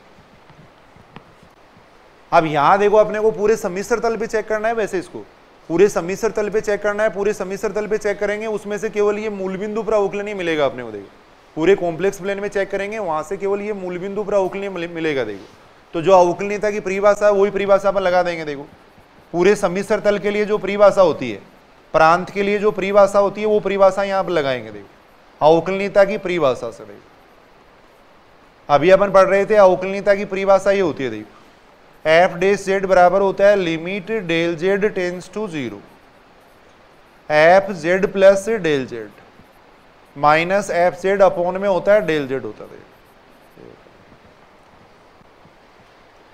पूरे प्रांत में चेक कर रहे हैं अपन, उसमें से केवल ये मूल बिंदु पर अवकलनीय मिलेगा अपने को। देखो मान रख दो सारे। देखो यहां पर limit del Z tends to 0 F Z plus del Z का मान यहां से निकालेंगे। देखो यहां जब z है तो यहां आ रहा है मोड ऑफ z का स्क्वायर। अब यहां z की जगह रख दो, इसमें z प्लस डेल जेड रख दो। देखो तो यह आ जाएगा z प्लस डेल जेड का स्क्वायर, यह आ जाएगा। देखो ये बात सही है क्या? देखो देखिए इसका मान मैंने यहां से निकाला। देखो फिर एफ जेड का मान कितना हो जाएगा? देखो मोड ऑफ z का स्क्वायर, नीचे आ जाएगा कितना? देखो डेल जेड आ जाएगा। देखो ये आ जाएगा। देखो अब अपन ये बात जानते हैं, देखो मोड ऑफ जेड स्क्वायर है वो किसके बराबर होता है? जेड बार के बराबर होता है। देखो कैसे होता है अपन समझ लेते हैं इस बात को। देखो जेड बराबर एक्स प्लस आयोटा वाई है। देखो जेड बराबर होता है x plus iota y, z bar बराबर होता है एक्स माइनस आयोटा वाई। देखो इसका कॉन्जुगेट ये हो जाएगा। देखो दोनों को अगर अपन गुणा करेंगे तो कितना आएगा? अगर दोनों को गुणा करेंगे तो कितना आ जाएगा? X square plus Y square आ जाएगा। देखो ये आ जाएगा। अगर मोड ऑफ जेड निकालेंगे तो मोड ऑफ जेड कितना आएगा? किसी भी संख्या का मापांक निकालने का फॉर्मूला होता है, देखो वास्तविक भाग का स्क्वायर प्लस काल्पनिक भाग का स्क्वायर, ये फॉर्मूला होता है। देखो तो यहां से मोड ऑफ जेड का स्क्वायर कितना आएगा? X square plus Y square आएगा। देखो तो मोड ऑफ जेड का स्क्वायर भी उतना ही आ रहा है और जेड बार भी उतना ही आ रहा है। देखो तो ये रिजल्ट अपन कई जगह काम में लेते रहते हैं। देखो मोड ऑफ जेड स्क्वायर है वो बराबर होता है जेड बार के बराबर होता है। देखो तो यहां अपन ये लिखते हैं। देखो मोड ऑफ जेड स्क्वायर है वो बराबर होता है जेड बार के। देखो ये अपन लिख देंगे। देखो यहां से आ जाएगा कितना? देखो limit del Z tends to 0, इसकी जगह मैं लिख रहा हूं देखो जेड प्लस डेल जेड, इसकी जगह अपन लिख रहे हैं देखो जेड प्लस डेल जेड और जेड प्लस डेल जेड का बार, ये लिख दिया मैंने। देखो इतना लिख दिया। देखो इसकी जगह लिखा है मैंने। देखो मोड ऑफ जेड स्क्वायर बराबर होता है जेड बार, वो सूत्र मैंने यहां लगा रहा हूं। देखो वो सूत्र मैंने यहां लगाया। यहां देखो इसकी जगह मोड ऑफ जेड स्क्वायर की जगह कितना आ जाएगा? जेड बार हो जाएगा। देखो नीचे आ जाएगा कितना? डेल जेड आ जाएगा। देखो बोलो ये बात यहां तक ठीक है? देखो ये थोड़ा सा बड़ा क्वेश्चन है, सीधा भी याद रखना है इसको। देखो आप अब इसको अपन सोल्व कर रहे हैं। देखो limit del Z tends to 0, ज्यादा क्वेश्चन है भी नहीं इनमें, निश्चित क्वेश्चन है। देखो इसको सोल्व कर रहे हैं। देखो ये आ जाएगा जेड प्लस डेल जेड, इसको मैं लिख रहा हूं देखो Z bar plus del Z bar, minus ये आ जाएगा जेड बार, अपॉन में आ जाएगा डेल जेड, ये आ जाएगा। देखो इतना आएगा। देखो यहां से एफ डेश जेड बराबर कितना हो जाएगा? देखो limit del Z tends to 0, ये देखो गुणा कर दो इनको। देखो गुणा कर रहे हैं इनको, इन दोनों को मल्टीप्लाई कर देंगे, कितना आ जाएगा? देखो जेड बार प्लस आ जाएगा कितना? देखो Z del Z bar plus आ जाएगा डेल जेड बार, ये आ जाएगा। देखो प्लस आ जाएगा डेल जेड बार, माइनस आएगा कितना? जेड बार, ये आएगा। इतना आएगा। देखो मल्टीप्लाई कर दिया मैंने। देखो यहां अपन देख रहे हैं देखो जेड बार से ये जेड बार कैंसिल हो जाएगा। देखो नीचे डेल जेड आ ही रहा है। देखो नीचे डेल जेड आ जाएगा। देखो ये आएगा। देखो थोड़ा सा बड़ा क्वेश्चन बन जाएगा। देखो इसको अपन सोल्व कर रहे हैं। देखो limit del Z tends to 0, देखो डेल जेड का इसमें भाग दे देंगे। देखो अपन तो ये बन रहा है Z del Z bar upon del Z, इसमें भाग देंगे तो ये आ जाएगा जेड बार आ जाएगा, देखो इसमें भाग देंगे तो ये बन जाएगा डेल जेड बार बन जाएगा, देखो डेल जेड का मैं भाग दे दिया मैंने, देखो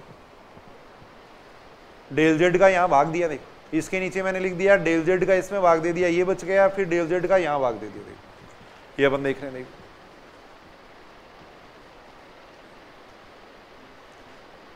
ये बात ठीक है यहाँ तक। अब देखो सुनेंगे इधर डेल जेड अगर टेंस टू जीरो है, देखो डेल जेड अगर टेंस टू जीरो है तो इसका मतलब हो गया डेल एक्स और del Y tends to zero हो गया, देखो क्योंकि डेल जेड बराबर होता है किसके, del x plus iota del Y के बराबर होता है, देखो अब डेल जेड बार किसके बराबर होता है, देखो डेल जेड बार ये बराबर होता है del x minus iota del Y के बराबर होता है, देखो तो अगर del Z tends to zero होगा तो डेल एक्स और del Y tends to zero होंगे, देखो और ये अगर जीरो होंगे तो ये भी जीरो हो जाएगा, देखो यानी डेल एक्स जीरो हो गया, डेल वाई जीरो हो गया, तो डेल जेड बार भी क्या हो जाएगा, टेंस टू जीरो हो जाएगा, देखो तो जब अपन limit del Z tends to zero लेंगे तो ये स्टेप जीरो बन जाएगी, देखो ये स्टेप जीरो बन जाएगी, ये स्टेप जीरो बट्टा जीरो बनेगी, तो उसका इसका मान अपने को पथ की अनुदिश निकालना पड़ेगा, देखो इसका मान अपन अलग से निकालेंगे और इसका मान अपन सीधा जीरो कर देंगे, देखो ये मान सीधा जीरो कर देंगे, देखो जब del Z tends to zero तो डेल जेड बार भी टेंस टू जीरो हो जाएगा, देखो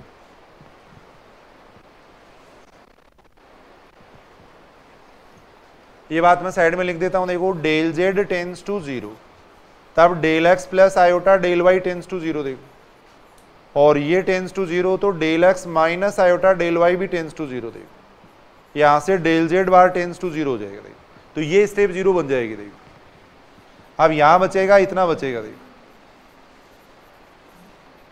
del Z bar upon del Z, इस पे देखो del Z tends to zero का कोई फर्क नहीं पड़ेगा, देखो इस पे del Z tends to zero का कोई फर्क नहीं पड़ेगा, ये ऐसा कैसा रहेगा, देखो इसका मान जीरो कर दिया मैंने, देखो इसका मान मैंने जीरो कर दिया, देखो इधर अगर देखें तो एफ डे जेड आ गया, इसको समीकरण नंबर कह देते हैं अपन एक कह देते हैं, देखो ये समीकरण नंबर एक हो गया, देखो अब वही अपने को दो केस लेने पड़ेंगे, देखो एक बार डेल जेड को जीरो की ओर अग्रसर अपन एक्स एक्सिस के अनुदिश करेंगे, देखो केस फर्स्ट जब del Z tends to zero X axis के अनुदिश हो, देखो एक्स एक्स के अनुदिश हो, देखो जब del Z tends to zero X axis के अनुदिश हो, देखो अब मैं शॉर्ट में लिख रहा हूं इसका मान, देखो अभी अपन ने इसका मान निकाला था, देखो इस लिमिट का मान निकाला था ना पीछे अपन ने, कितना आया था, जब डेल जेड को जीरो की ओर अगर सर अपन ने एक्स एक्सिस के अनुदिश किया था तब इस लिमिट का मान आया था, देखो limit del Z tends to zero del Z bar upon del Z का मान आया था 1 आया था, देखो 1 आया था, देखो ये अभी अपन ने पीछे निकाला था, देखो दोबारा अपन निकाल सकते हैं, वही डेल वाई जीरो करके निकाल सकते हैं, देखो इसका मान, बोलो ठीक है की बात। अगर ऐसे नहीं लिखना चाहो तो अपन ऐसे लिख देते हैं इसका मान, यहाँ del Y tends to zero बन जाएगा, यहाँ बन जाएगा del X upon del X बन जाएगा, देखो यानी इसका मान 1 आ जाएगा, देखो जब del Z tends to zero X axis के अनुदिश होगा तो डेल वाई बराबर जीरो हो जाएगा, देखो और डेल वाई बराबर जीरो हो जाएगा तो ये लिमिट ऐसे बन जाएगी, देखो ऐसे बन जाएगी, तब इसका मान इस लिमिट का मान 1 आ गया तो समीकरण नंबर 1 से कितना आ जाएगा, देखो समीकरण नंबर 1 से एफ डे जेड किसके बराबर आएगा, इसका मान 1 आ गया, देखो इसका मान 1 तो समीकरण नंबर 1 से एफ डे जेड का मान कितना हो जाएगा, जेड प्लस जेड बार हो जाएगा, देखो इसको समीकरण नंबर 2 कह दिया, देखो इसको समीकरण नंबर 2 कह दिया, देखो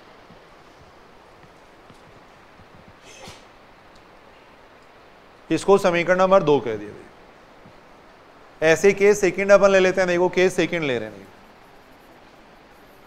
केस सेकंड अपन ले रहे हैं, देखो जब del Z tends to zero Y X के अनुदिश हो, देखो कम से कम ये दो पद तो अपन लेके देखेंगे, देखो वाई एक्स के अनुदिश हो, देखो वाई एक्स के अनुदिश हो, देखो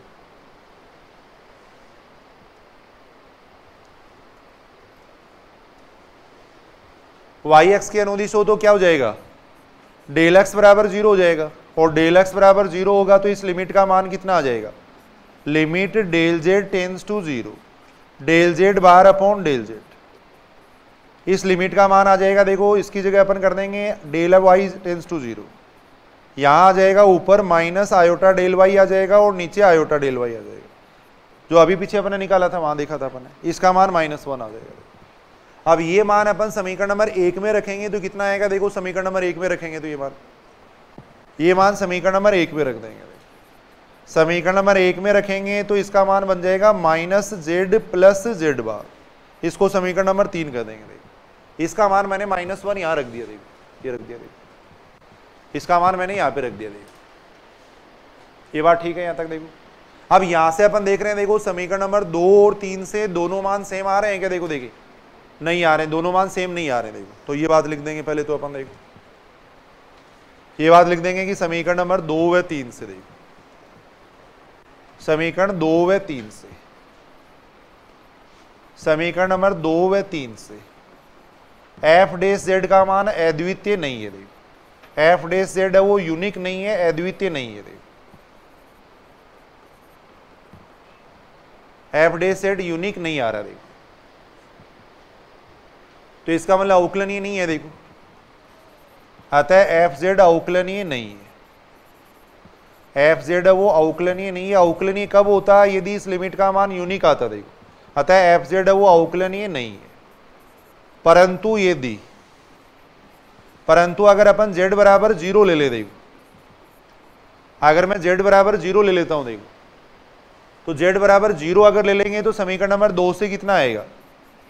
समीकरण नंबर 2 से z की जगह 0 कर दो। देखो इसमें अगर z की जगह 0 करेंगे तो यहां भी 0 आ जाएगा, यहां भी 0 आ जाएगा। देखो ये बात समझ रहे हो? देखो z बराबर अगर 0 लेंगे तो ये भी 0 आएगा, ये भी 0 आएगा। देखो तो एफ डैश 0 बराबर कितना आएगा? 0 आएगा। देखो समीकरण नंबर 3 से अगर निकालोगे तो समीकरण नंबर 3 से कितना आएगा?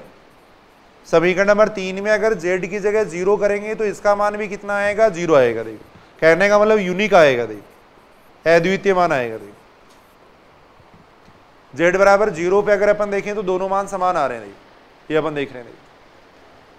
तो ये जो फलन है इसके अलावा कहीं भी अवकली नहीं होगा भाई, और कहीं ये दोनों मान सेम बन सकते हैं क्या? देखो अगर z बराबर में 1 लेता, मान लो z बराबर अगर 1 लेता तो इसका मान तो आता 2 आता, और इसका मान कितना आता? 0 आता। अगर z की जगह में 2 रखता तो इसका मान 4 आता, इसका मान कितना आता? 0 आता। देखो तो z बराबर 0 के अलावा ये दोनों मान कहीं भी बराबर नहीं बनेंगे। देखो z बराबर 0 के अलावा ये दोनों मान कहीं भी यूनिक नहीं बनेंगे, बराबर नहीं बनेंगे। तो इसका मतलब एफ जेड है वो केवल z बराबर 0 पे अवकलनीय होगा। देखो अद्वितीय मान आगे। देखो अतः एफ जेड है वो केवल z बराबर 0 पर अवकलनीय है। देखो केवल z बराबर 0 पर अवकलनीय है। देखो यहां ये दोनों मान बराबर आ रहे हैं। देखो एफ जेड है वो केवल z बराबर 0 पर अवकलनीय है। देखो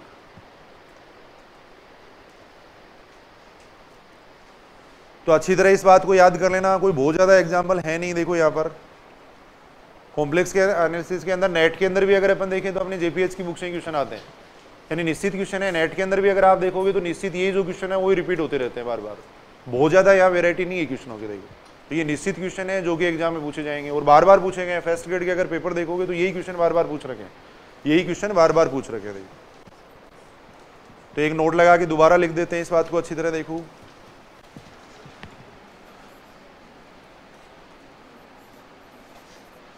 एफ जेड बराबर mod of Z square, F Z बराबर मॉड ऑफ जेड स्क्वायर केवल मूल बिंदु पर अवकलनीय है, मूल बिंदु पर अवकलनीय है। परंतु सर्वत्र सतत है। देखो सतत सब जगह हो जाएगा, बहुपद फलन है उस टाइप का है तो सतत हो जाएगा। देखो मूल बिंदु पर अवकलनीय है परंतु सतत सर्वत्र है, परंतु सर्वत्र सतत है। सतत सब जगह है लेकिन अवकलनीय केवल मूल बिंदु पर है। देखो इस बात को अच्छी तरह याद करोगे। देखो 3 क्वेश्चन यहां तक याद करने वाले हैं। एक तो देखो limit z tends to 0 z bar upon z, वो सीमा कहीं भी विद्यमान नहीं होती। देखो एक एफ जेड बराबर z बार है वो कहीं भी अवकलनीय नहीं होता। देखो ऐसे ही एफ जेड बराबर मॉड ऑफ जेड स्क्वायर है वो केवल मूल बिंदु पर अवकलनीय होता। देखो यही पूछा जाएगा कि एफ जेड बराबर मॉड ऑफ जेड स्क्वायर किस बिंदु पर अवकलनीय है? मूल बिंदु पर अवकलनीय पूछा गया बार बार फर्स्ट ग्रेड में और इनमें पूछा जाता। देखो यहां भी देखो वो बात अपन लिख सकते हैं। देखो जैसे अपन एक कंटिन्यूटी की बात कर रहे थे, वैसे ही अगर कोई बहुपद फलन है, चरघातांकी फलन है, त्रिकोणमितीय फलन है, वो भी क्या होते हैं? सब जगह अवकलनीय होते हैं। देखो अगर बहुपद फलन को देखोगे तो सब जगह अवकलनीय रहेगा, कहीं चेक करने की जरूरत नहीं है। देखो त्रिकोणमितीय फलन है वो सब जगह अवकलनीय होगा। देखो एक नोट लगा के लिख लो ये बात।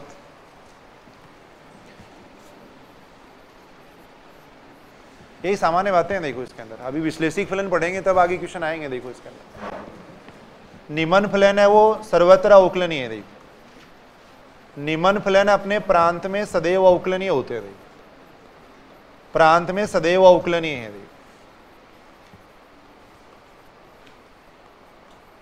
निम्न फलन अपने प्रांत में सदैव अवकलनीय है। पहला ऑप्शन है जैसे बहुपद फलन, पोलिनोमियल फंक्शन अगर परिभाषित है तो वो अवकलनीय हो जाएगा, चेक करने की जरूरत नहीं है। बहुपद फलन यानी पोलिनोमियल फंक्शन जेड स्क्वायर है, जेड क्यू प्लस 1 है, ये सदैव क्या होते हैं? अवकलनीय होते हैं। सतत भी होंगे और अवकलनीय भी होंगे। परिभाषित होने चाहिए, इनफाइनाइट वगैरह नहीं बनने चाहिए। देखो अगर इनफाइनाइट वगैरह बन रहे हैं उन बिंदुओं को छोड़ दो, बाकी सब जगह ये अवकलनीय रहेगा। देखो त्रिकोणमितीय फलन है, चरघातांकी फलन है, देखो एक्सपोनेंशियल फंक्शन e की पावर z हो गया। देखो जैसे e की पावर z है, a की पावर z है। देखो परिमेय फलन है, देखो परिमेय फलन f इस टाइप का फलन देखो pz अपॉन qz टाइप का फलन है, जहां qz का मान क्या होना चाहिए? नॉट इक्वल टू 0 होना चाहिए। इसका हर 0 नहीं होना चाहिए, उन बिंदुओं को छोड़ दो। देखो जहां पे इसका हर 0 हो रहा है उन बिंदुओं को छोड़ देंगे, बाकी सब जगह ये फलन अवकलनीय होता है। देखो त्रिकोणमितीय फलन अपन देख सकते हैं। देखो त्रिकोणमितीय फलन अपन देख सकते हैं। त्रिकोणमितीय फलन अपन देख सकते हैं। साइन जेड है, कोस जेड है, ये सब जगह अवकलनीय होते हैं। देखो साइन जेड है, कोस जेड है, देखो टेन जेड, और ये अपने प्रांत में अवकलनीय होंगे। देखो टेन जेड हो गया, कोट जेड हो गया, ये सारे। देखो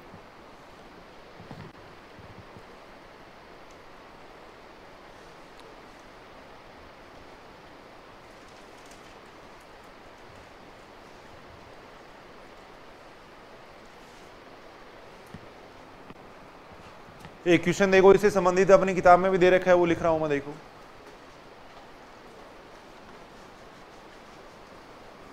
एफ जेड बराबर जेड की पावर एन, एफ जेड बराबर जेड की पावर एन सर्वत्र सतत व अवकलनीय है। सर्वत्र सतत व अवकलनीय है यदि, सर्वत्र सतत व अवकलनीय है यदि पहला ऑप्शन दे रखा है n belongs to r, second option दे रखा है n belongs to I, third option दे रखा है n belongs to I plus, fourth दे रखा है मान लो कोई भी, जैसे इनमें से कोई नहीं, इस टाइप से।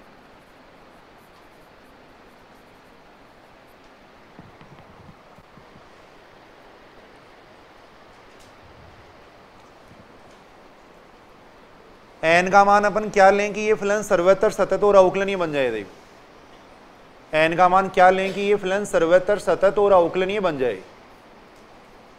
बिल्कुल आसान सी बात है, सुनेंगे। देखो इधर अगर मैं एन बराबर ले लेता हूं, सपोज -1 ले लेता हूं। देखो अगर मैं एन बराबर -1 ले लूंगा तो एफ जेड बराबर कितना आएगा? यहाँ पर 1/z आएगा। देखो और ये देखो z बराबर 0 पर देखो सतत नहीं है, जो कि z बराबर 0 पर सतत भी नहीं है, और सतत नहीं है तो फिर अवकलनीय होगा ही नहीं। देखो सतत नहीं है। देखो तो कहने का मतलब ये हुआ कि n बराबर अगर मैं -1 ले लूंगा तो ये फलन देखो z बराबर 0 पे सतत नहीं आएगा। देखो अपने को n का ऐसा मान देखना है कि ये फलन सब जगह सतत हो जाए। देखो ये फलन सब जगह सतत हो जाए, ऐसा मान अपने को देखना है। देखो तो बताओ कौन सा मान होगा फिर ऐसा मान?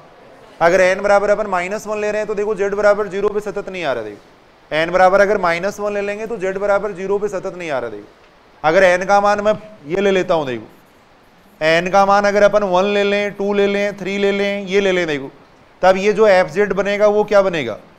z बनेगा, जेड स्क्वायर बनेगा, जेड क्यूब बनेगा। देखो और ये ऐसा फलन है जो सब जगह सतत है, सब जगह अवकलनीय है। देखो बहुपद फलन है। देखो बहुपद फलन है, किसी भी बिंदु पर इसका मान इनफाइनाइट नहीं बनेगा। देखो किसी भी परिमित मान पर इसका मान इनफाइनाइट नहीं बनेगा। z बराबर इनफाइनाइट को छोड़ के कहीं भी इनफाइनाइट नहीं बनेगा। देखो तो ये जो फलन है वो बहुपद फलन है। ऐसा फलन सब जगह सतत होता है, सब जगह अवकलनीय होता है। देखो ऐसा फलन सब जगह सतत होगा, सब जगह अवकलनीय होगा। देखो जो कि बहुपद फलन है। देखो जो कि बहुपद फलन है। देखो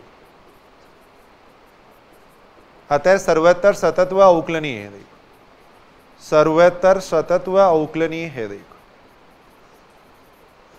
सर्वत्र सतत व अवकलनीय है। देखो अतः इस बात का मतलब क्या हो गया, देखो n बराबर 1 2 3, इसका मतलब क्या हो गया, n बिलोंग्स टू हो जाएगा i plus, n belongs to i plus हो जाएगा।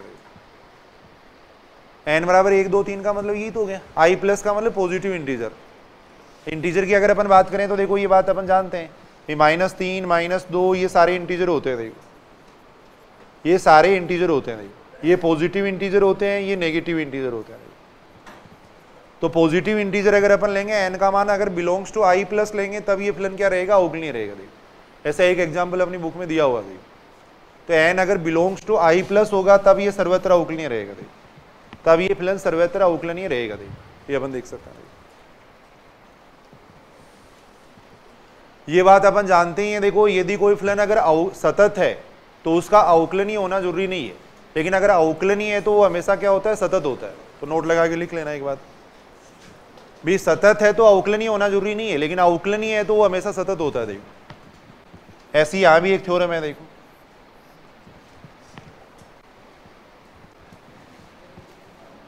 शॉर्ट में मैं लिख देता हूं, देखो अवकलनीय फलन, अवकलनीय फलन सदैव सतत होता है। देखो अवकलनीय फलन सदैव सतत होता है, परंतु सतत फलन का,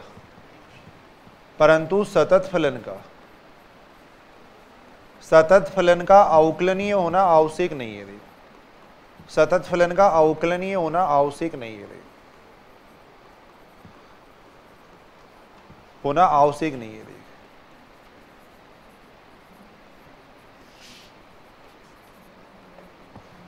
सतत फलन है वो अवकलनीय होना जरूरी नहीं है, लेकिन अवकलनीय फलन सदैव सतत होता है। देखो ये बात तो अपन सब जगह पढ़ते ही है। देखो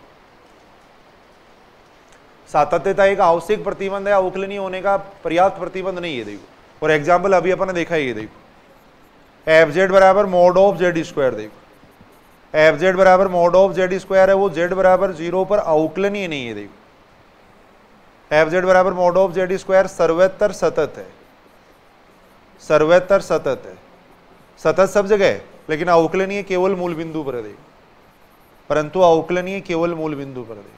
बार बार ये बातें लिखेंगे तो थोड़ी याद रहेंगे। देखो परंतु अवकलनीय केवल मूल बिंदु पर है। देखो तो इस बात का मतलब ये हो गया कि कोई फलन अगर सतत है तो उसका अवकलनीय होना जरूरी नहीं है। देखो ये अपन कह सकते हैं।